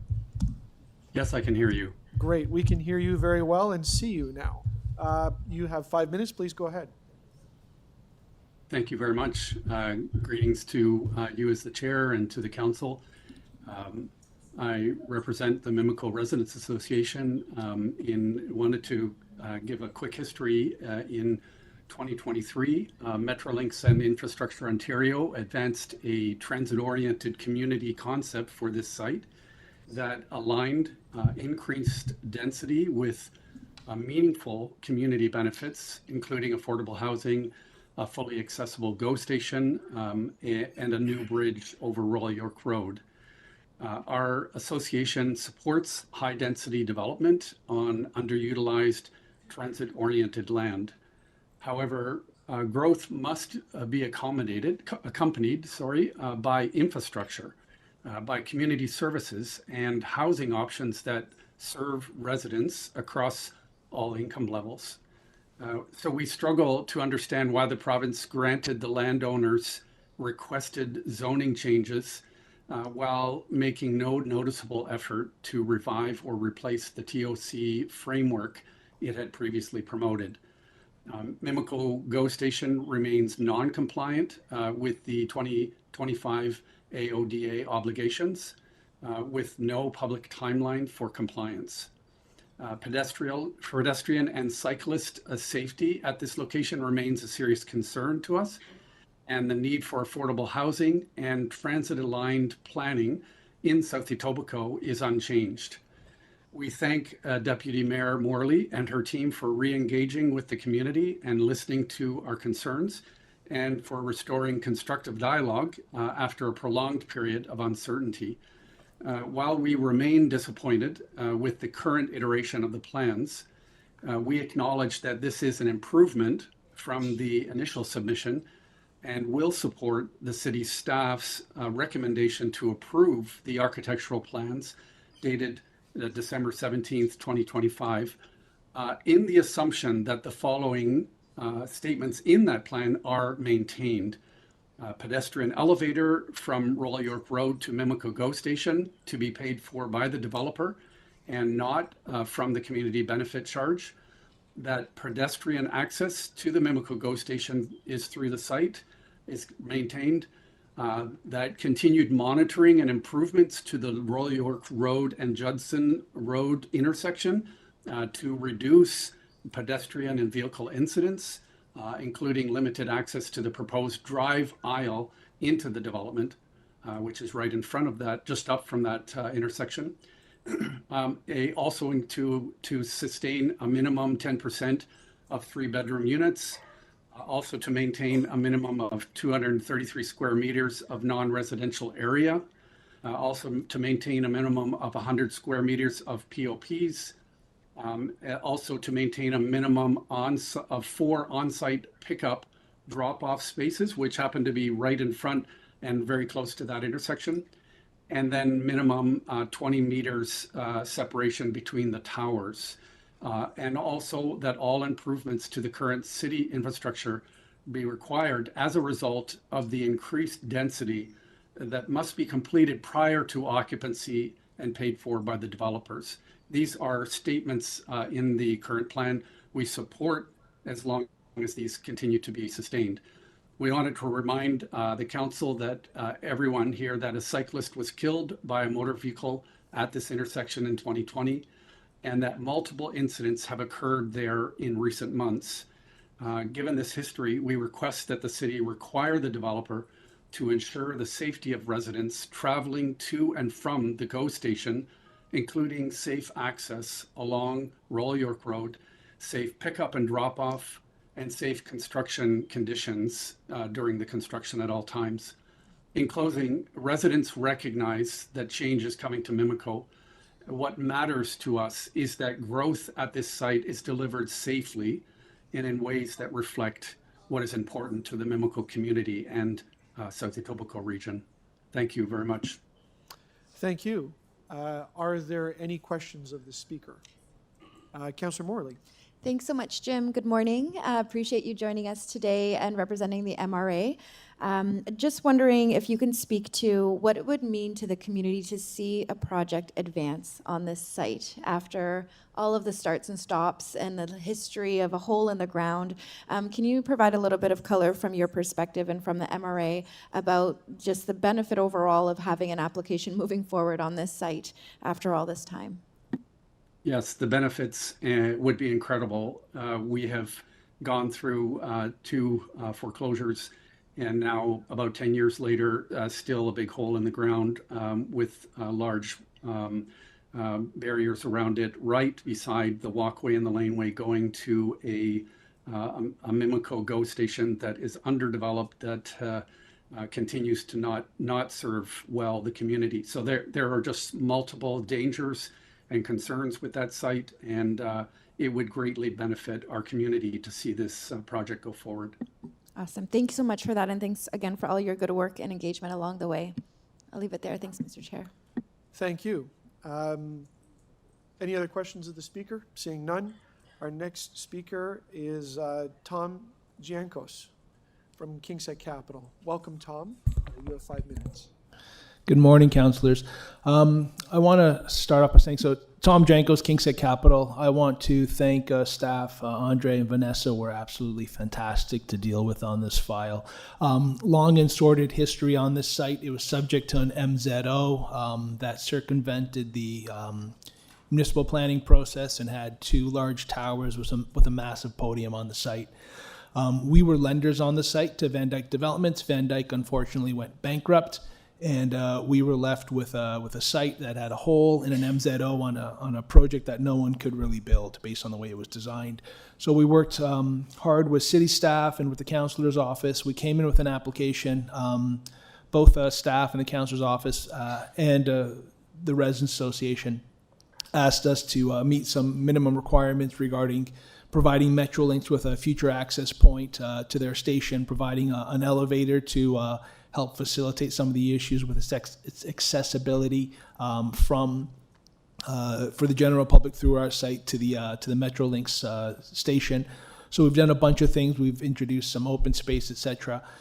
So it was a great process. It was a long process, and I just want to thank the councillor's office, city staff, and the residents. And hopefully you support the recommendations. Happy to answer any questions you may have of me. Thank you, Tom. Councillor Nunziata, please go ahead. Just clarification. So this site, originally there was an MZO, the province. Yes, there was an MZO councillor. We had several meetings with Infrastructure Ontario, the minister, and we discussed the MZO and the issue with the fact that what was designed and what was contemplated would never be built. So they actually revoked the MZO to allow us to go through a municipal planning process. Oh, okay. Well, that's good news then, eh? Yeah. They revoked the MZO. I just had an MZO in my ward, which I didn't support, so hopefully that will happen too on my site. Okay. Good luck. Good luck.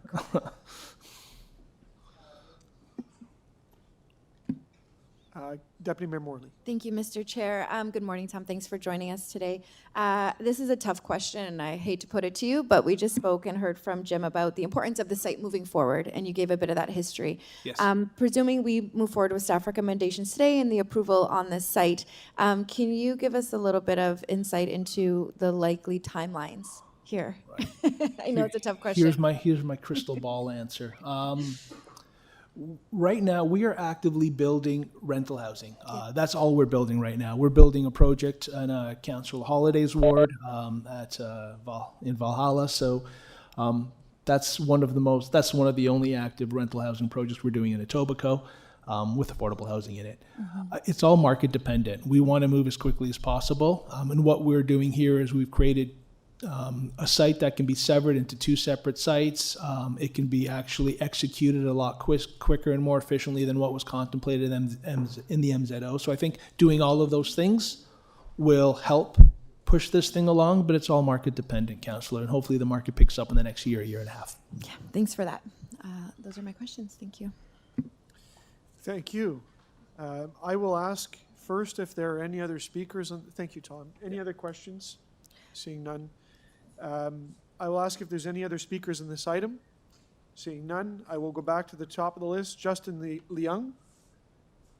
Is Justin online or in the chamber at this point? No, that's the end of our speakers list. Questions of staff. I have a few. Councillor Morley. Thank you, Mr. Chair. Through you, and good morning, colleagues. Thank you for joining us. Wanting to just chat about a couple of things. We heard and we understand that intersection in front of this building is quite challenged. Regarding the Royal York vehicle access, even with the right in, right out, residents have lingering safety concerns and traffic impact concerns, as well as my office. Can you please summarize why staff are now okay with this access, paying mind to sightline, pedestrian, and cyclist safety concerns? Through the chair. So in order to we had some concerns with the access driveway to begin with, not just in terms of location, but also because it's off a major arterial roadway such as Royal York.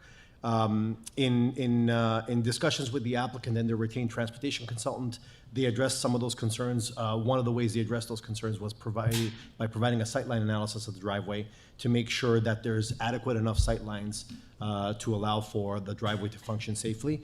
And based on their report, the consultant recommended that in order to have those safe sight lines, one of the parking spaces on Royal York has to be removed. And we agreed with that conclusion, and then we'll be securing the removal of that parking space to make that driveway function properly and Great. safely. Will the left turns be restricted through the design measures that impede those movements, or just through traffic enforcement? Through the chair, I don't think there's enough room in the public right-of-way to allow for any physical measures such as a center median to physically prohibit left turns to and from the driveway. That would certainly be our ideal situation. If we can do that, that's something we would strive for, but I don't think there's enough room in the public right-of-way to allow for that. So for now, we are looking at turn prohibitions. That's going to be fine-tuned at the site plan stage because it is access related. That was my next question, was that whether in fact we can confirm and review at site plan. So thank you for confirming that. It will be work that we will ask to proceed because, again, we just want to be super mindful of the impacts and the safety concerns. And yeah, so we'll prioritize that during site plan. Previously, the at-grade access through the building and elevator to the GO station were to come out of community benefits charges. This one is for our colleagues in planning. That's no longer the case. We have 100% of the CBCs for this application still to be allocated. Is that correct? Through the chair, yes, that's correct. Great. And the at-grade access is still being provided by the developer and to satisfy the GO station and accessibility pieces with Mimico Go, correct? Yep, that's correct. Great. Those are all my questions for staff. Thank you, Mr. Chair. Thank you. Any other questions to staff? Seeing none, members wishing to speak? Speak. Deputy Mayor Morley? Thank you, Mr. Chair. I will be supporting the staff recommendations today, again, with our thanks. This is a bit of a bittersweet one. We're glad to see it moving forward, but there has been a lot of changes, and what the community had originally been expecting, including affordable housing, more intensive GO station upgrades, including connectivity, a new pedestrian plaza, pedestrian overpass over Royal York, and commuter parking are all off of the table based on significant changes to this area over the last number of years and to the regulations surrounding it. The community was excited about about the original proposals, but the agreement, as we heard, was dissolved when the previous developers had gone bankrupt, leaving behind a massive hole in the ground that's been there for about a decade now. We haven't seen much effort by the province or Metrolinx to seek a new agreement, and it sounds like the public-private partnerships have, quite frankly, been a policy failure, and we spoke about that in the last item before us related to Park Lawn GO Station.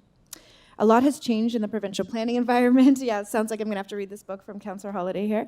A lot has changed in the provincial planning environment since the original transit-oriented community agreement. Municipalities can now only secure a fraction of the community benefits that we used to be able to. It's impossible not to be disappointed when you compare the previous promises to what we're now looking at. However, we do feel we don't have much of a choice about this, and what we have been able to achieve does represent some positive benefits to the community and to the commuters and users of the area and the higher order transit there. We won't see any improvements to this development proposal by refusing it, and it would be appealed to the OLT, where an approval would be likely inevitable. We want to accomplish a prolonging period of time. As we've heard, it's been really a pain point for the community to have application and developer after developer come through and fail to move forward on this site. We heard from the applicant today that it will still very much be market dependent, but we do have confidence that this proposal will work to allow for something to move forward in the community. I will be bringing a motion to the City Council to ensure the CBCs we receive from this development are spent on local improvements in Mimico. And with that, as I mentioned, Mr. Chair, I will be moving the staff recommendations to approve the application today. Thank you. Any other members wishing to speak? Seeing none on the item, all those in favor? Any opposed? That item carries. Our next item is, Our next item is EY 29.6, 2125 Lawrence Avenue West, inclusion on the Heritage Register. We have registered speakers. Our first speaker is Liam Jerusi. Is Liam here or online? Good morning, Liam. It's Stephen Holiday from the Etobicoke York Community Council. Can you hear me okay?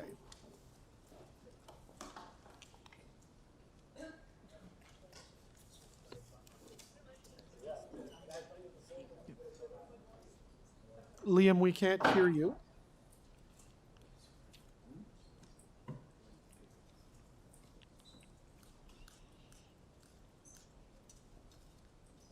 Liam, your microphone has been unmuted. Could you let us know if you can hear me?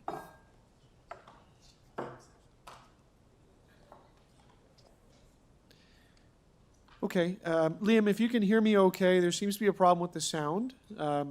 I'm going to move on to the next speaker, and I will come back to you. Hopefully there's a setting you can change, and we will be able to accommodate you at that time. Our next speaker is Jamie Cameron. Is Jamie here or online? Online. Good morning, Jamie. It's Stephen Holiday from the Etobicoke York Community Council. Can you hear me okay? Yes, can you hear me okay? Very well. Welcome to Community Council. You have 5 minutes. Please begin. Great. Good morning. Thank you, Mr. Chair and councillors, for allowing me the chance to speak today in support of the Weston Lions Arena building. My name is Jamie Cameron. I'm a fourth generation Westonite, former appointed member of the North York Preservation Panel, local hockey parent, and a supporter of the MLSE launchpad plans. The reasons for listing the Lions Arena are obvious. Although it's tired and needing $15 million in largely unfunded repairs, according to the city, it is a beautiful roof truss structure that we don't see in the city. Culturally, it once served as a sports hub in the community when my mom learned to skate there, but for a long time it has not been publicly accessible building with no city programming and no public skating, save for a couple of events per year. Hockey parents, both my girls started their hockey journeys there, rightfully note the place can come alive, but that cultural value is only experienced by a few. The reason I'm speaking to you today is to give a voice to the sometimes quiet majority in the community that wants to see this site live on as an even busier sports hub, accessible to all the 2,700 plus youth that call Weston home. Today's process to include the building on the Heritage Register and the listing statement that goes along with it does not limit the use of the building, and I believe that's what the majority of our community wants. Talking to leadership at MLSE Launchpad, I know the history of the building was one of the draws to proposing the site and selecting it from their shortlist, in addition to our community needs. MLSE would like to bring the building back to its former glory in a way that, unfortunately, the city neither has the money to do within the 10-year capital budget, nor has it shown a desire to do in the 10 years that I've lived here and the decades that my family has lived here. The intention of heritage preservation is to preserve important parts or elements of our community for future generations to enjoy, and it does not and should not preclude adaptive reuse, or else places like the Distillery District would still be industrial manufacturing. Lions Arena's significance at its peak is as a sports hub that brought the community together, and it can continue to serve that purpose for our now much bigger and much more diverse community if it's restored as a non-ice launch pad. I say this because some of the people, some of the letters that have been sent to you, some of the people speaking today, non-neighbors that are flooding online petitions and promoting this, unfortunately, as a wedge issue, are attempting to use this process to either thwart Launchpad or press for the inclusion of ice, which unfortunately is neither financially feasible or programmatically realistic if we want to maximize this public assets usage for our community. Speaking to some of those advocates, they'd forego the opportunity of Launchpad at all just to protect the status quo. Speaking as a West End hockey user, we don't need the status quo protected if we really want what's best for our neighbors, even if that means some compromising on our access to ice. So thank you for voting to preserve this building and not using this process as a roadblock to what I think is a prosperous future for this building as a busy and accessible multi-sports hub for our community. Thanks very much. Thank you. Questions of the speaker? Yes? No? Just want to thank Jamie for making a deputation. And as you know, Jamie, that I actually asked staff over a year ago to list this building as heritage. So I'm pleased that Preservation Services has brought that forward because I did request it and I was waiting for this to appear on the agenda. So thank you for making your deputation. Thank you. Our next speaker is, forgive me if it's Sherry or Cherry Hurst. Sherry, welcome to the Etobicoke York Community Council. You have 5 minutes. You may begin as soon as you're ready. As you said, my name is Sherry Hurst, and I'm president of the Weston Historical Society. Thank you for letting me speak this day. The WHS offers their full support in listing the Weston Lions Arena on the Heritage Register with the goal of eventual designation. Listing it on the register offers no protection, and so is only the first step to accomplishing this. Designation is in a timely manner should also be considered. In January 1948, the Weston Lions Club launched their fundraising campaign to build the new arena. $125,000, the equivalent of $1,360,000, was needed. Bridge and euchre nights, essay contests at the schools, parades, dances, bingo events, movie presentations, raffles with prizes such as refrigerators, radios, and even houses were all staged to raise the necessary funds. Lions Club members took out loans using their own personal property as security. Door-to-door canvassing happened all over Weston and Mount Dennis. Volunteers came after work and on weekends to supply manpower that helped to bring down the costs. In fact, a warm spell in January of 1949 made it so the workers didn't actually have to wear gloves while they were driving home a nail. There was 1,800 people attended the official opening. This building embodies the massive effort it took to finance, build, and use it over the next 75 years. But this is only part of the picture. Then there's the future NHL and skating stars that have played on the famous high-quality ice surface. The list of the young hockey players, coaches, and officials is way too long to list in 5 minutes, but it is available if you want it. World champion figure skaters Barbara Underhill and Paul Martini got their start on the Weston ice. Excuse me. Weston is the longest running continuous ice surface in the city of Toronto. Dreams have taken root, grown, and come to fruition on that cold, hard, but well-used surface. The use of the building as a rink cries out to be designated and preserved along with the building. Watching today's Canadian Olympic hockey teams that are totally on fire these days, how could it be even considered to take out the ice? Today, when people's pasts are forgotten, buried, or simply rewritten, the alteration of a community landmark is very frightening. Sherry, can I just pause you for 1 second? To give some instruction to the speakers. It's important to stay on the topic that's in front of us. The decision regarding the ice was made by council. And believe me, I'd love to talk about it, but I have to stay with the item. So if I could just ask you to be mindful of the comments to keep them focused on the report with respect to the heritage designation. I paused your time and I'll let you continue. Okay. Thank you. Let me start here again then today. Okay, well, actually, I was just about to end up anyways. Today, when people's pasts are forgotten, buried, or simply rewritten, the alteration of a community landmark is very frightening. We need symbols of our past, like the building, now more than ever. Those symbols illustrate the incredible work of the community to create a place for everyone. They show us of individual and collective successes occurring within those walls, and they can offer a home for those people who could be using them in the future. Please keep this all in mind when considering adding our arena to the Heritage Registry. Thank you. Thank you. Are there any questions of the speaker? Deputy Mayor Morley. Good morning, good afternoon, morning. I think we're still in morning. Thanks for joining us, Sherry, and thanks for your work and a little bit of a history on how the Lions Arena came to be and the incredible effort of local residents to make that happen.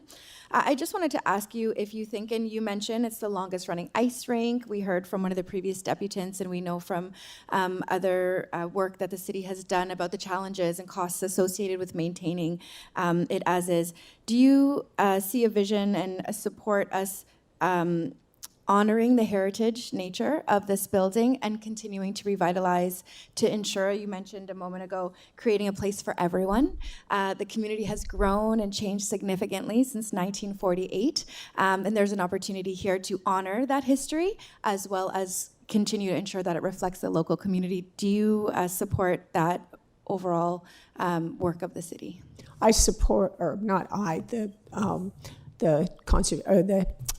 Weston Historical Society support any help that comes into Weston that keeps in mind the history and the present and hopefully the future too. Absolutely. Yeah. It's a tough balancing act, but we're trying our best to do it. I'll leave it there. Thank you so much, Mr. Chair. Thank you. Any other questions of the speaker? Thank you for joining us. Okay. Our next speaker is Daniel Tate. Is Daniel here or online? Online. Good morning, Daniel. It's Yes, Stephen I am Holiday. here. We can Hi hear there. you loud and clear. Please begin as soon as you're ready. Great. Can you see me also? Yep. Yes. All right, great. Okay, thank you very much. Appreciate all your time. I want to speak on the importance of ensuring that this historic, beautiful hockey rink is added to the Heritage Register. But also more so, I think it's vital that this rink is added to the register as a rink, specifically focusing on the usage as part of the heritage attribute. Once that occurs, I think it's important the next step is that Weston Lions Arena is added for heritage designation. I think what we're talking about here today, Heritage Register addition, is important, but it's a very important first step of several steps that I think need to occur to ensure that this architectural marvel and beacon of the community since 1949 is preserved, maintained, and cherished for generations to come. Now, in terms of adding it to the Heritage Register, I know the report endorses that idea, and hopefully it does pass at council next month. But one crucial distinction, and I mentioned this at the Toronto Preservation Board meeting, is that it should be added to the register with the use as an ice rink. This building was built as an ice rink. It was envisioned as an ice rink. Its architectural blueprints were as an ice rink, and it's currently in use as an ice rink. And so I think it would be a huge mistake for us to look at those separately as if they are not intertwined. I'm fully convinced they are fully intertwined. So my ask to this council or this board here would be to ensure that that clause or a footnote would be added that Weston Lions Arena is an arena that is relied upon by many people in the community and outlying communities as well. It's a destination in many ways, in that its addition to the Heritage Register is as a hockey rink. I think often people lose sight of the original usage. There was an earlier deputant who was trying to argue that, well, if it wasn't for changing usage, the distillery district would just be an industrial dump. I think that is a poor analogy and a poor example because this rink is still being used for hockey by kids, by seniors who love to skate, by people all over. So the usage is critical because it is important and relevant. And we shouldn't be in a position where we eliminate the use and therefore a group of people suffer to enable another use to the benefit of another. Point of order, group. Mr. Chair.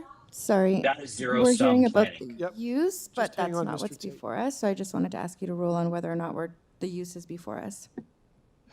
So I'm going to just confer with the clerk.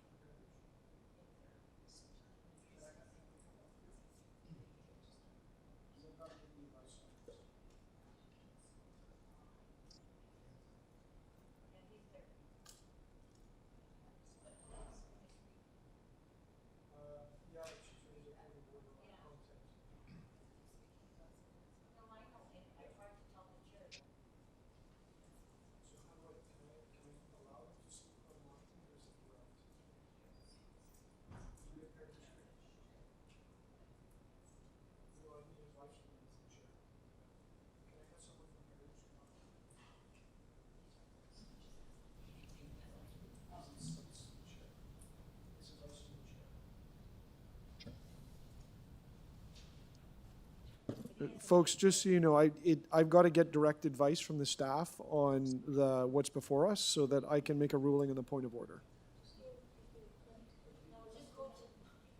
Or I could just finish my deputation.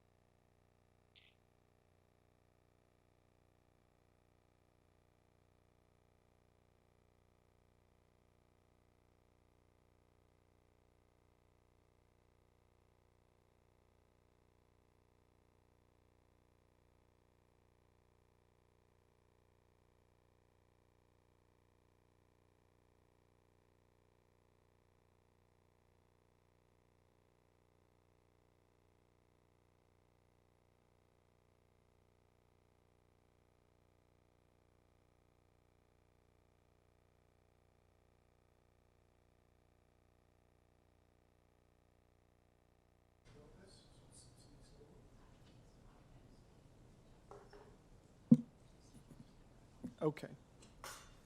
So a point of order has been raised by a member of the committee regarding comments as to whether or not they are germane to the report. I've received advice from Heritage Planning staff. So the use within the arena, whether it's current or prior, is not what's before us. However, there is a listing of the people that were in the arena before. So those would include the Weston Figure Skating Club, recreational skaters and curlers, the Weston Minor Hockey League, and various hockey teams. So I will just ask the speakers to remain focused on the names of the groups that are listed in the listing statement, but based on the advice, I have to ask the speakers not to go into detail on the users right now of the arena. And so that's the ruling on the point of order. So thank you for that, Deputy Mayor Morley. So Mr. Tate, thank you for your deputation. I'm sorry that I had to interrupt you, but I had to address the point of order. So with that information and that ruling, if I could ask you to keep your comments focused on the contents of the listing statement as opposed to the current users of the arena right now. So just so I'm clear, I'm prohibited from mentioning both the usage type and the actual user groups, or just one or the other? So if it's about the listing statement, which includes the historical groups that were in there, which includes the Weston Minor Hockey League, various hockey teams, Weston Figure Skating Club, and recreational skaters and curlers, you can mention those, but if the comments go into speaking about the current users and their relationship with the historical listing, those would be out of order, and that's based on the advice that I received from the authors of the report. Okay, thank you for the clarification. Thank you. I'll try to dance my way around it. And yeah, I stopped your time, so you've got 2 more minutes. Okay, thank you. Please go ahead. So, okay, so in regards to Weston Lions Arena being added to the Heritage Register, if we look back at the history of this structure, we can see some amazing groups who used it, such as the Weston Minor Hockey League, various figure skating clubs, and curlers who in their activities historically all required ice. That was a foundational component to their historic activities at this historic structure. A great analogy would be Massey Hall, for example, which underwent an incredible revitalization. We look at the user groups of that historic building, virtuosos, symphonies, concert promoters, who were symbiotic and vital to that building being maintained as one of the great concert venues in the world since 1894. I think we need to think about the Massey Hall example when we're thinking about Weston Lions Arena. And so with that, I just want to reiterate before I close that, again, I think it's very important that Weston Lions Arena be added to the Heritage Register. Then it should move to a full-on heritage designation path as an ice rink. Thank you. Thank you. Are there any questions of the speaker? Seeing none, thank you for joining us, and I'm sorry I had to interrupt, but I thank you for your patience. Thank you. Our next speaker is Mari McConnell. Mari's online. Good morning, Mari. It's Stephen Holiday from the Etobicoke York Community Council. Can you hear me okay?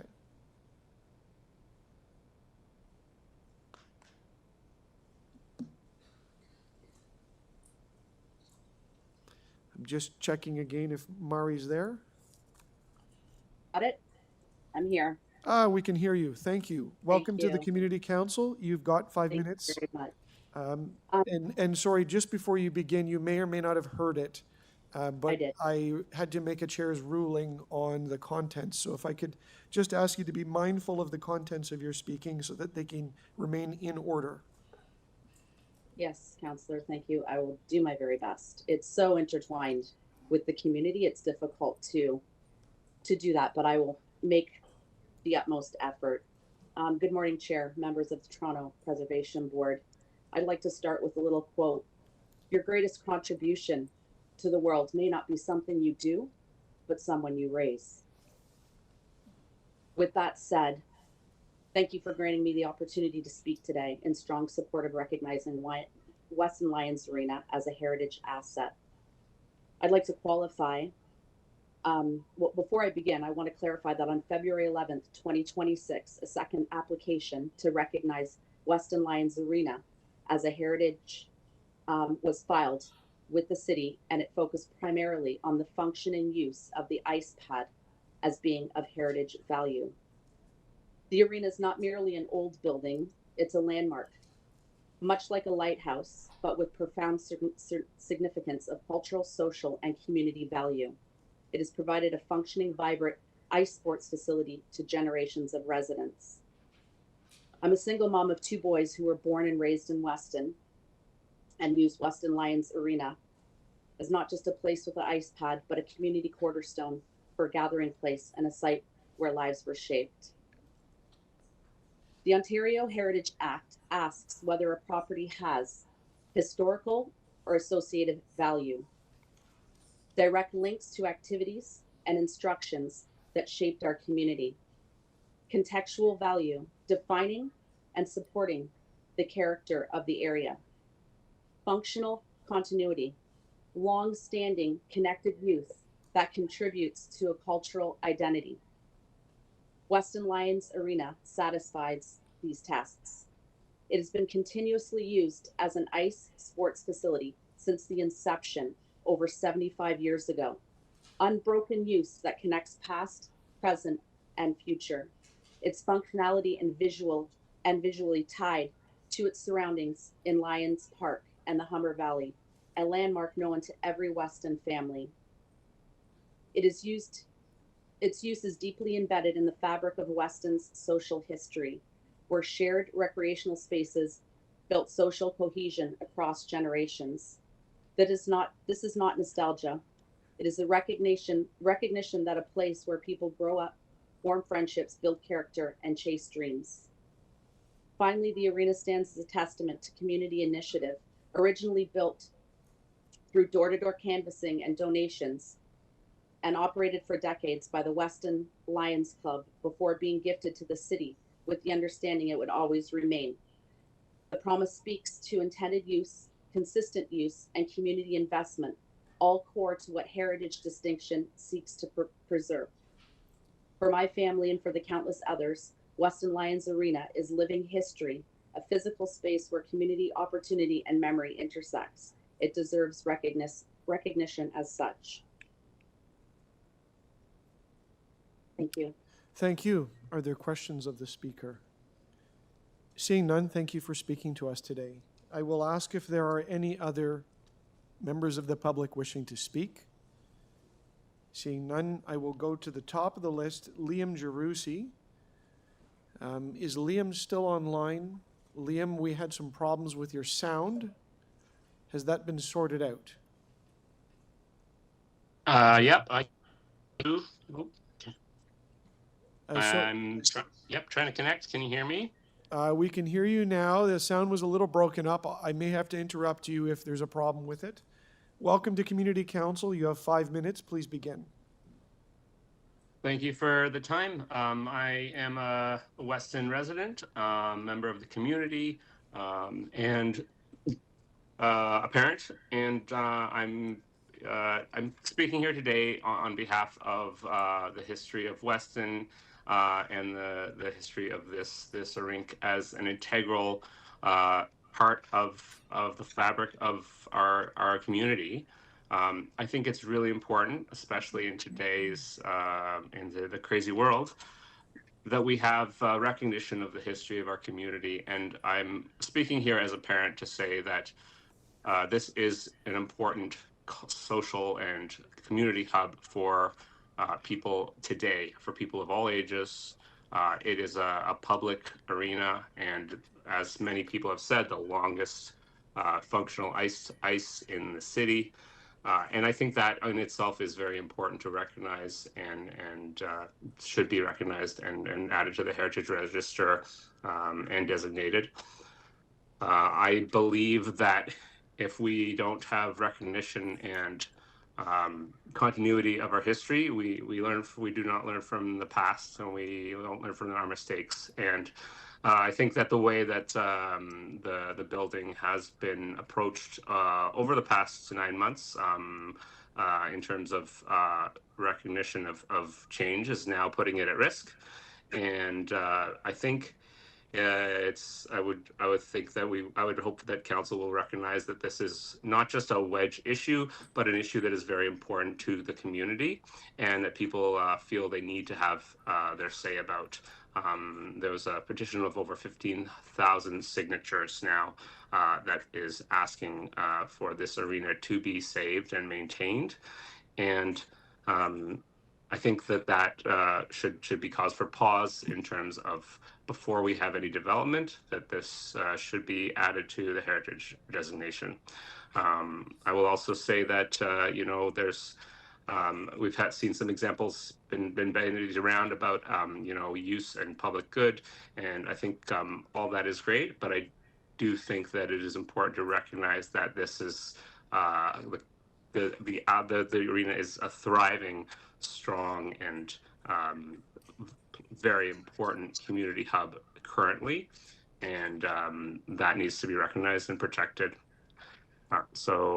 Yes, thank you for listening, and thank you for considering this designation.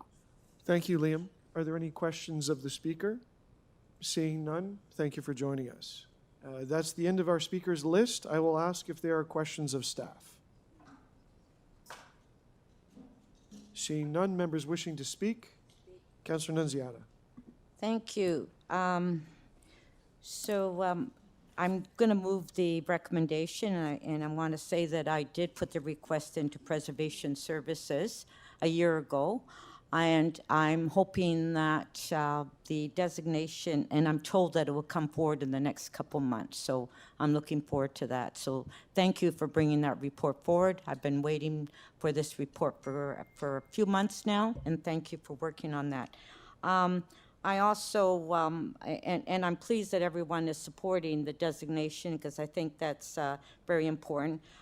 Yes, and the history of Weston, that's very important to me and important to community. And that's why I'm looking forward to making this space available to the public at large. So everyone from the public will have access to this building on what it should be, and being part of the heritage as well, because that is the priority for the community and priority for me. So the key is community, which means that all the community will have access and will be able to access the building. So that is something that I believe that I'm speaking on behalf of my community. In Weston, a few years ago, the Plank Road building was designated as heritage, and unfortunately, it's just sitting there. Nothing's happening to that building. And I think it's important that the Western Historic Society maybe try to do some work there, maybe raise some money on bringing that building to what it should be. Because when you designate a building like the Plank Road building and nothing's happened on it, and it's just there for the last 20 or 30 years, it doesn't do justice for the community. So I think that it's important as well that what we're doing with this facility is we're going to designate the building, which we should, and it should have been done a while ago, and make it open to the public. I think it's important that everyone in the public has access to come into this building at any time. So I will move the recommendation, and thank you to staff, and thank you for the deputants. Thank you. Any other members wishing to speak? Deputy Mayor Morley. Just quickly, Mr. Chair, thank you, and through you, to speak in support of the local councillor and, of course, staff, and with thanks for the report on this. I do think it is incredibly important that this is included as part of the Heritage Registry, and we heard from all the deputants across the board today in support of this important opportunity. The thing I'll just say is, we have so much rich history in Etobicoke, and the Weston Lions have, not only in this part of the community, but certainly down in my community on the lakeshore as well, had a really important part of community building over the years and through generations. Learning about that, understanding that, honoring that is a really important way for us to move forward. Acknowledging the past, but not staying stuck there. We have a responsibility to manage public assets for the public good, and I think that's what's happening here in this case. Again, with that honoring of the history, but still recognition that we can do better within these spaces to better serve the local communities, and that's the direction we're taking. So yes, and thanks everyone. That's all for me. Thank you. Anyone else wishing to speak?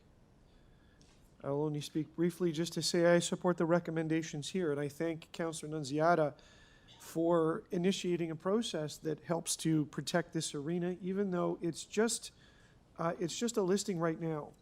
And I look forward to any future reports on it. And I am heartened by the contents of Attachment 1, which is the listing statement. And one of the things about this building that's unique in the listing statement, not to all buildings, but stands out in this report, is that, the building itself is interesting, but the story of it is perhaps even more interesting, right? Where did it come from? What has it done over the years? And why is that special to the community? And the listing statement is really clear. It has historical value because it has direct associations with recreational activities in Weston since it opened in 1949 for 75 years. And it talks about various hockey teams, the Weston Figure Skating Club, recreational skaters and curlers, and served as the home to the Weston Minor Hockey League. And right at the top, it's very clear that the building was built as an ice arena. And that's important. Ice skating arena building constructed. So those are all elements that I hope will be considered as the designation process is developed, and I'm sure there's more to this story in the future. So with that, any other speakers? Seeing none. Can I ask for a recorded vote, Mr. Chair? Yes, Councillor Crescent, recorded vote. Over to you, Madam Clerk. All those in favor of the motion to adopt, moved by Councillor Nunziata, Councillor Crescent, Councillor Perruzza, Councillor Nunziata, Councillor Holiday, Councillor Morley. That item carries unanimously. Thank you. Our next item is EY. Just back to the list, I'm sorry. EY 29.7, which is 23 Hampshire Heights, a request for a fence exemption to the Toronto Municipal Code, Chapter 447. We have no registered speakers, but I did have questions of staff, and that would be to MLS.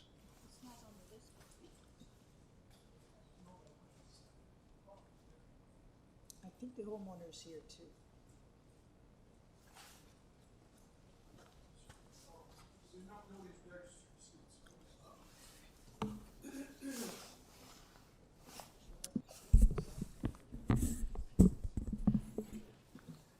So thank you. I had a couple of questions. The report before us talks about a pool enclosure, a fence. But what is the matter that's before the community council? What are we deciding on? To you, the chair, the report is for the material. Okay. And if I remember correctly, this is a like a plastic type fence that's not allowed under that's not otherwise allowed under the bylaw, because the bylaw only says that you can build certain kind of fences like wooden, chain link, or masonry. That's correct, the chair. Okay. Did you have a chance to look at the fence to evaluate it? Yes. Are you satisfied that the fence is not climbable as we think about climbability in our bylaw? To the chair, yes, we're satisfied. Okay. And are you satisfied that it's durable and will stand up the test of time, at least equal to a wooden fence or a chain link fence or a masonry fence that's in the bylaw, and it doesn't sway and I can't tip it over, that kind of stuff? To the chair, yes. Okay, so this is just about the material. Thank you. That's really important to have those questions asked because they're not in the report, but thank you for answering them. Are there any other questions of staff? Seeing none.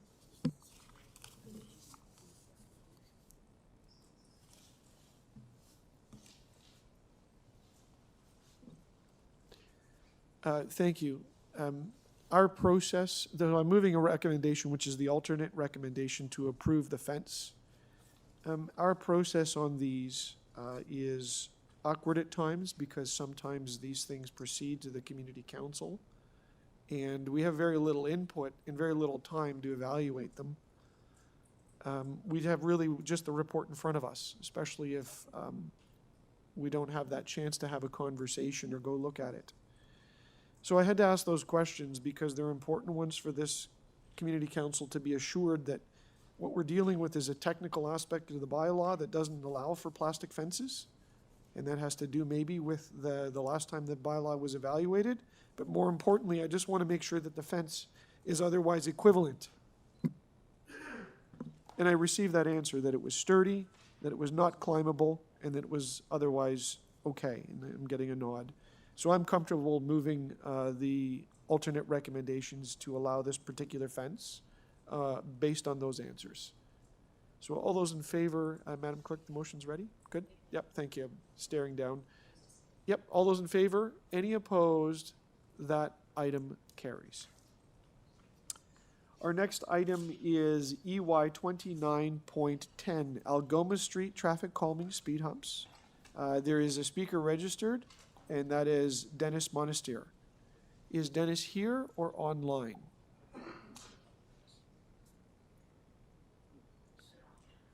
Hello, Dennis. It's Stephen Holliday from the Etobicoke York Community Council. Can you hear me okay? Yes, I can hear you. And we can hear you well. You've got 5 minutes. Please proceed. Excellent. Good morning, Chair and members of Council. My name is Dennis Monastir, and I've lived on Algoma Street for over 15 years. I've raised my children here, walked these streets daily, and I know it extremely well. In all that time, I've never once feared for my children's safety due to vehicle speed on Algoma. I'm here today to oppose the proposed installation of speed humps on our street. Let me be clear, I support traffic calming where it is warranted, but this proposal is excessive, weakly supported by evidence, and operationally problematic. First, the scale of the recommendation is disproportionate. On Manitoba Street, between Grand and Royal York, there are currently only 5 speed humps. Despite that, vehicle speeds have been meaningfully reduced, and traffic has instead shifted to parallel streets, including Algoma. Now staff is recommending 10 speed humps on Algoma over a similar stretch. This is not a balanced response. It's an escalation. Second, the justification rests on a single one-day speed study showing modest traffic volumes and percentile speeds only marginally above the posted limit. A one-day snapshot does not establish a sustained safety issue. More importantly, there is no documented collision or injury history on Algoma Street. Perceived speeding is not the same as a demonstrated safety problem. The city's Vision Zero strategy and traffic calming framework are clear. Interventions should be prioritized where there is documented risk and measurable safety outcomes, not simply resident concern. Algoma does not appear on a high injury network and does not have a collision pattern that justifies permanent vertical infrastructure. Third, emergency services impacts have not been fully vetted. Toronto Paramedic Services have stated that speed humps reduce emergency vehicle speed and may negatively affect response and patient transport times. At the time the report was written, Toronto Fire and Police have not provided comments. Approving infrastructure that is known to slow emergency response without full sign-off is premature. Fourth, winter maintenance concerns are being dismissed without operational analysis. Algoma already struggles with snow clearing. Adding 10 vertical deflections will further restrict plowing, create ice buildup, and reduce winter safety. Finally, this is a permanent Band-Aid solution. Speed humps do not reduce traffic demand, they shift it. If Algoma is next, where will traffic move? Will it move to Melrose? Will it move to Portland? Are we prepared to install speed humps everywhere? I respectfully ask Council to reject or defer this proposal and pursue more proportionate, data-driven, appropriate with consistent Vision Zero principles and responsible neighborhood planning. Thank you very much for your time, all. Thank you. Are there any questions of the speaker?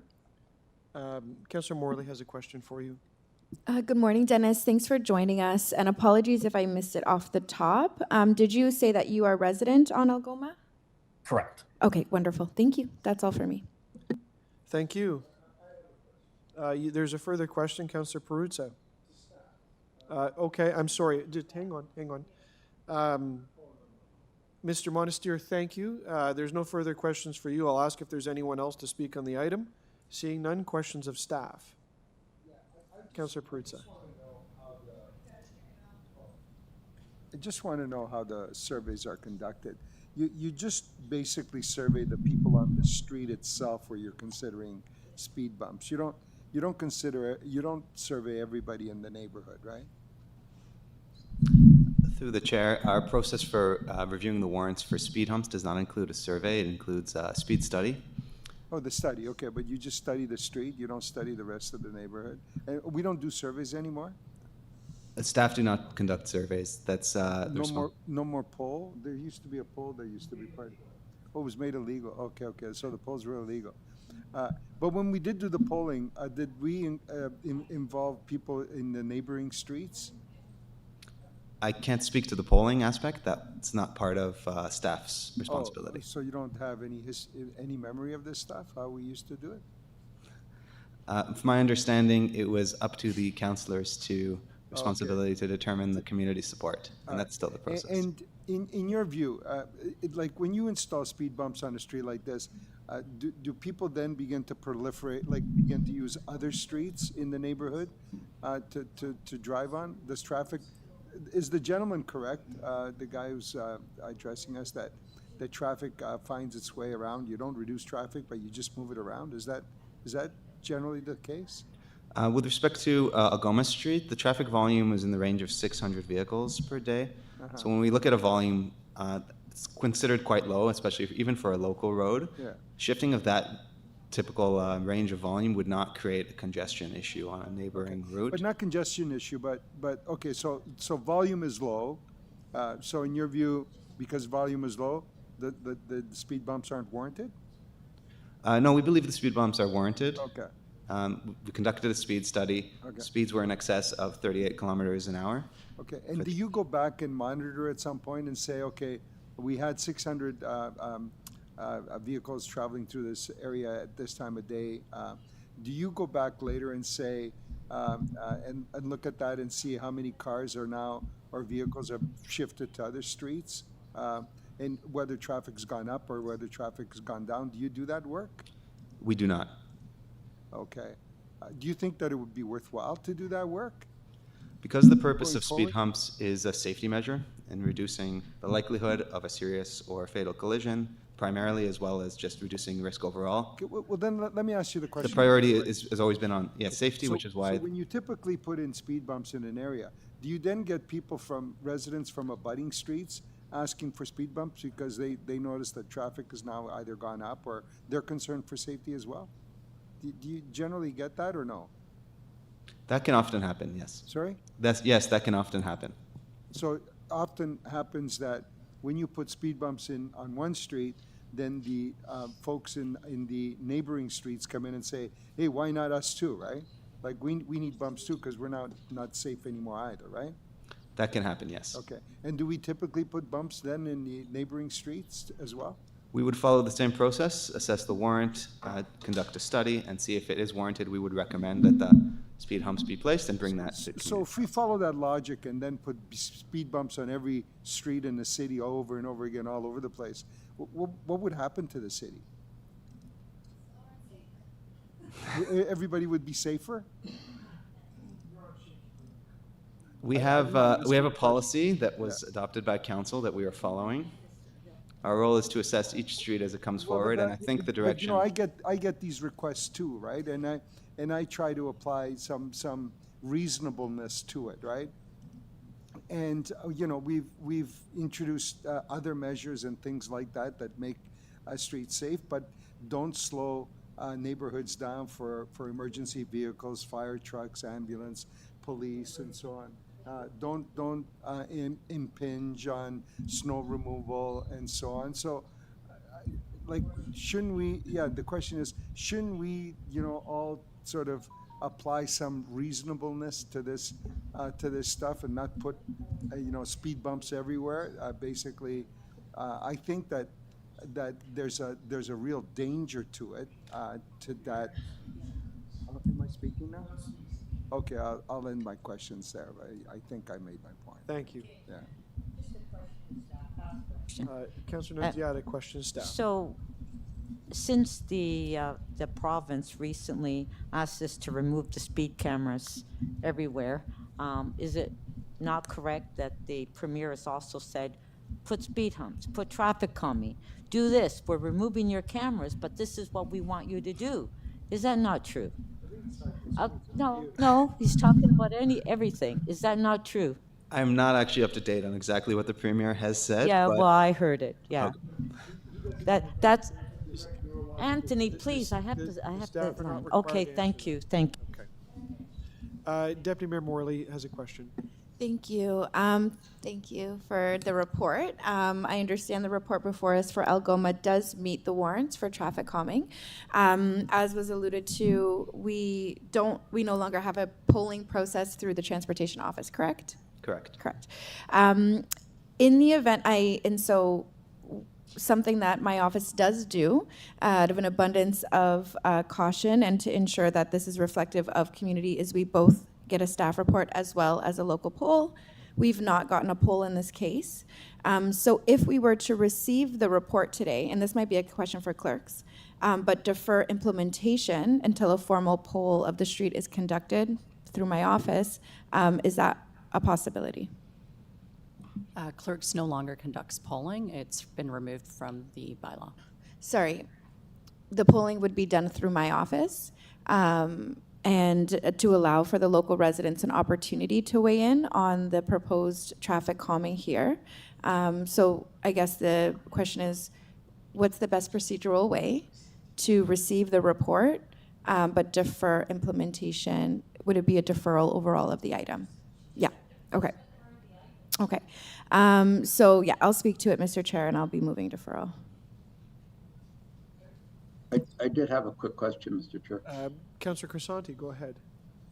Thank you. So just to staff, were you asked to do a street-specific study or asked to do, it's not a neighborhood study, correct? That encompasses as Councilor Peruzzo was alluding to, maybe other streets in the neighborhood. You're only focused on the one street, correct? That is correct, yes. Okay, and then when you indicated that the speed was in excess of 38 kilometers an hour, what was it? What was it clocked at? The average speed. So we conducted a one-day speed study, and I'll also speak to the fact that a one-day speed study has been found to be representative. In the past, we've done longer studies and found very little variation from day to day. The speed was 43 kilometers an hour for the 85th percentile and 49 kilometers an hour for the 95th percentile. All right, so for a street as short as not a very long street, not a very big street, so I think there was somebody that said something about perception versus reality. So the reality is that vehicles are speeding up to 50 kilometers an hour or 49 kilometers an hour in this case, correct? Correct. All right. Now, and generally speaking, speed humps, are they 42 at the 85th percentile. Yeah, No, thank you. I just So, want speed humps, are speed humps generally safe? Yeah. No, just asking. I'm asking a question here to staff, and I think are speed humps generally safe? Yes, speed humps are the most effective self-enforcing speed limiting measure that we have in the city, and that's why we've adopted it as our core policy for traffic. And to be clear, they're humps, they're not bumps, they're very gentle. They don't do harm to the car. That's correct. They're designed in a way that they won't damage a car traveling at a safe speed, and they also won't impede snow operations, snow removal operations. All right, thank you. And I agree with Councilor Mori. I think, she wants to do a poll the residents on that street. That's a very good suggestion. So, all right, thanks so much. Those are my questions. Thank you. Any further questions? Seeing none. Members wishing to speak, Deputy Mayor Morley. Thank you. As always, I appreciate the interest of my colleagues in my ward-specific issues. But I did want to just highlight and thank the deputant for joining us today. I mentioned sort of in my sloppy questions to staff, apologies, that this actually did not go through our normal process. So as an office, we have been really proud to support our local residents in advancing road safety opportunities and have had a lot of success in doing that. Our process typically does require us to have both a staff report that has the information to underpin that direction, as well as a majority of support from the local street. In this case, Algoma leads to a really exciting new park that we've worked on in phases. It still has another phase to go. But down at Grand Avenue, there's a significant new public park that is very popular for the local community. We also have a junior school, George Argauld, in the community as well, and a lot of small children that are navigating between the park and the school. So we do know there is interest in traffic calming. This is right situated close to Mimico GO Station. There's a growth and development coming here, but I do want to move a deferral today to the May meeting of Community Council to allow for my team to go out and conduct a poll on that street. And to allow for the local residents to weigh in as to whether or not they are supportive of the staff recommendations here to proceed with traffic calming. So we will do a deferral to allow for a bit more of a process of engagement with the local community. We did letter drop about today's statutory meeting. Again, thanks to Dennis for joining us, but we obviously didn't get much more of a response. So we will take that undertake to do that and have this come back to Community Council in May, and that's the motion on the floor. Thank you, Mr. Chair. Thank you. Any members wishing to speak to the deferral? I'll go ahead and speak. Only that to say that Councillor Morley has my full support. I think it's very prudent to defer the item. I regret that Community Council has been put into this position, and I attribute that to the decisions of City Council. They changed the goalposts on the traffic calming policy, and they created a system where the vast majority of streets are going to qualify according to the technical language. And that's because the 85th percentile amount and the speed limit at which they measure at was changed. And so most streets fall into that. And once that process is start, we end up with a report that recommends it going forward. And what they also did is they took away the ability for community council to ask for a poll, because the poll was the thing that could go out and gauge the support of the street. So now councillors are left to go figure that out on their own processes. And if it doesn't get figured out, we have deputations that don't match each other. And if my colleagues remember, a few months back, I had a street where they had a petition, they didn't want the humps anymore. And so we were put into an impossible position. So really my speaking is about how we ended up here. And I support the wisdom of Councillor Morley in this case, because I think it's very wise to go out and take that step so there can be some certainty. Thank you. Seeing none on the deferral, all those in favor? Any opposed? That carries. Our next item is similar. EY 29.11, Ambleside Avenue, traffic calming speed humps. We do have a speaker registered. That's Saba Yagena. Hopefully I've got that right.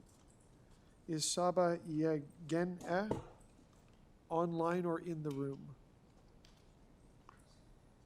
An indication that Saba is not connected. Is there anyone else to speak to this item?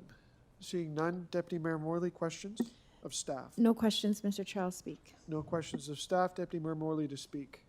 Thank you, Mr. Chair. So on this one, it did go through our normal process. My office did conduct a traffic calming poll on Ambleside in April of 2025, and we did have a majority of residents on Ambleside vote in support of speed hump installation here on the street, with 66.3% of residents and respondents in favor.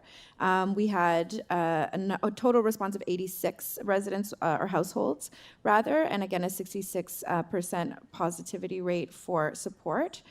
We know Castlebar Junior School reopened recently in 2021 without standard traffic controls in place, and our community complaints actually escalated significantly through 23 and 24, with numerous incidents being reported, near misses, aggressive driver behavior, really problematic things that are really difficult for us to mitigate in terms of the behavior. But as we always say, we are here to try to create the correct conditions for success and encourage our neighbors to abide by the rules in place. So we did coordinate multiple rounds of correspondence with the principal, transportation services, and residents, including documentation of a number of the challenges that were being experienced. There's also a formal petition of over 40 signatures from residents on Ambleside Avenue calling for traffic calming and specifically speed humps. So we are, again, looking to support the staff recommendations here in moving forward and hopefully see some improvement for safety on Ambleside Avenue. Thank you. Anyone else wishing to speak? Seeing none on the recommendations, all those in favor, any opposed, that carries. Okay, members, we are at the new items of business. The first item is something introduced by Councillor Morley. This is a staff report attached. So this is EY 29.20, which is 351, 353, 355, 357, 359, 361, 363, and 365 Royal York Road, a residential demolition application. Questions of staff? Seeing none. I'm sorry, Madam Clerk, thank you. There is a speaker. We're just checking to see.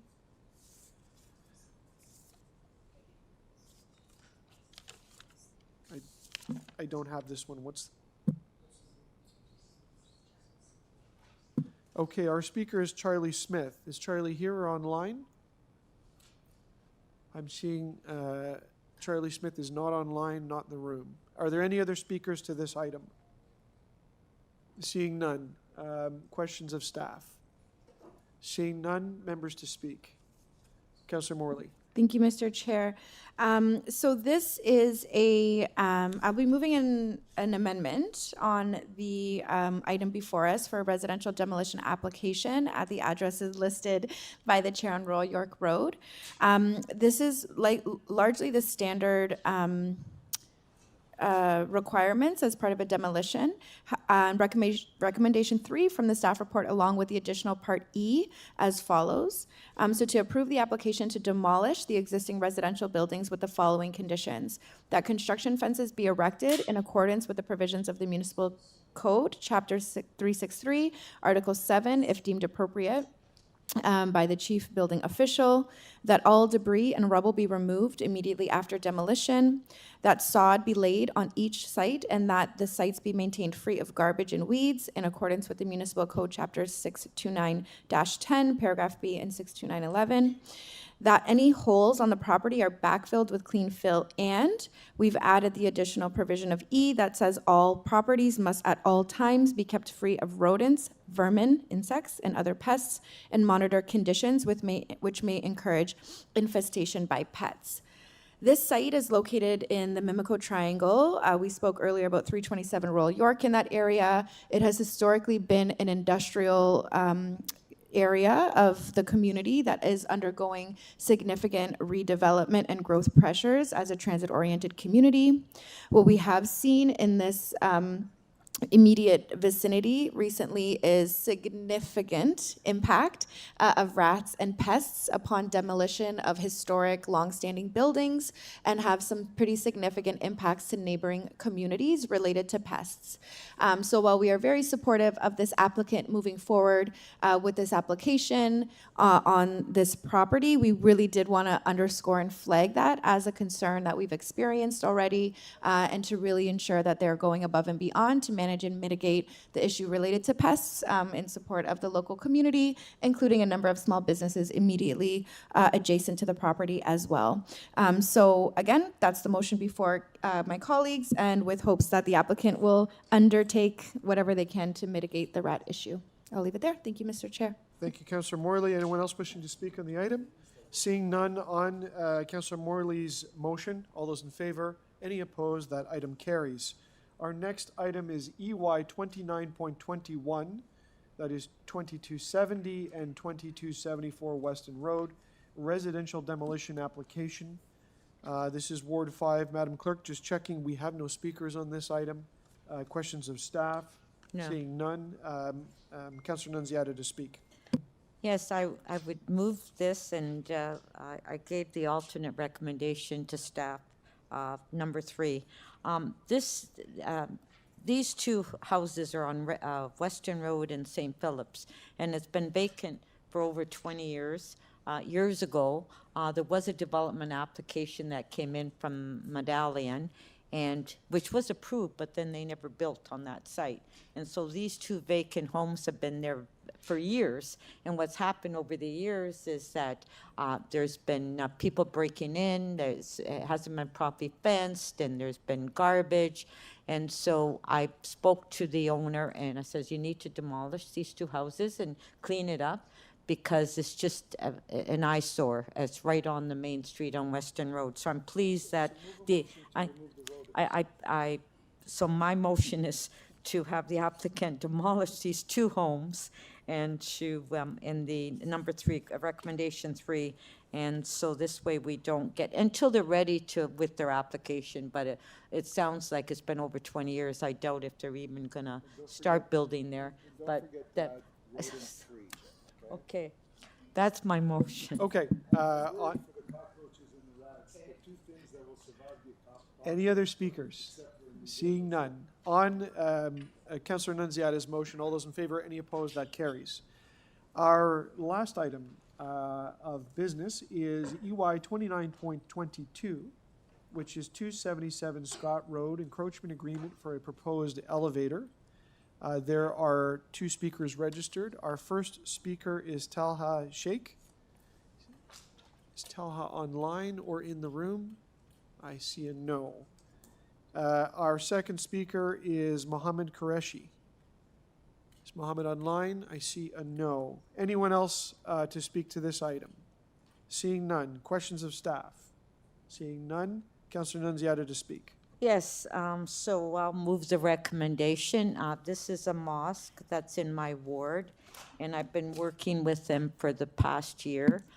They have a lot of elderly men and women now that attend the mosque, and it's very difficult because there are a number of stairs to go into the mosque. And so they've been working with my office and with city staff on, they want to put in a proposed elevator or a lift for the seniors to be able to access the mosque. So I did speak with staff, and the staff assisted my office on this recommendation. And so I'm pleased, and this would be an encroachment agreement that the staff has agreed to. So I will move the recommendation, and finally we can get this moving, because I think it's so important. Over the years, when you have a lot of elderly men and women attending the mosque, and this mosque in particular, there's a number of stairs to get into it, and it's very difficult for them to access it. So that's my recommendation, and I urge members of council to support this. Thank you. On the recommendations before us, I'm sorry, anyone else wish to speak? Seeing none, on the recommendations before us, all those in favor? Any opposed? That carries. Madam Clerk, is that our last item of business? Yes, and we do have bills. I may have a volunteer to read those. Councillor Morley. Happy to, Mr. Chair. Move that bills 138 to 142 and bills 181 to 182 prepared for the February 18th, 2026 meeting 29 of the Etobicoke York Community Council be declared as bylaws and passed, subject to Section 226.9 of the City of Toronto Act. All those in favor? Any opposed? That carries. I'm expecting one more. Yep. And that confirmatory bills to confirm the legislative proceedings of the Etobicoke York Community Council acting under delegated authority at meeting 29 on February 18th, 2026 be declared as bylaws and passed, subject to Section 226.9 of the City of Toronto Act. All those in favor? Any opposed? That carries. And that is it. Meeting adjourned. Thank you, everyone.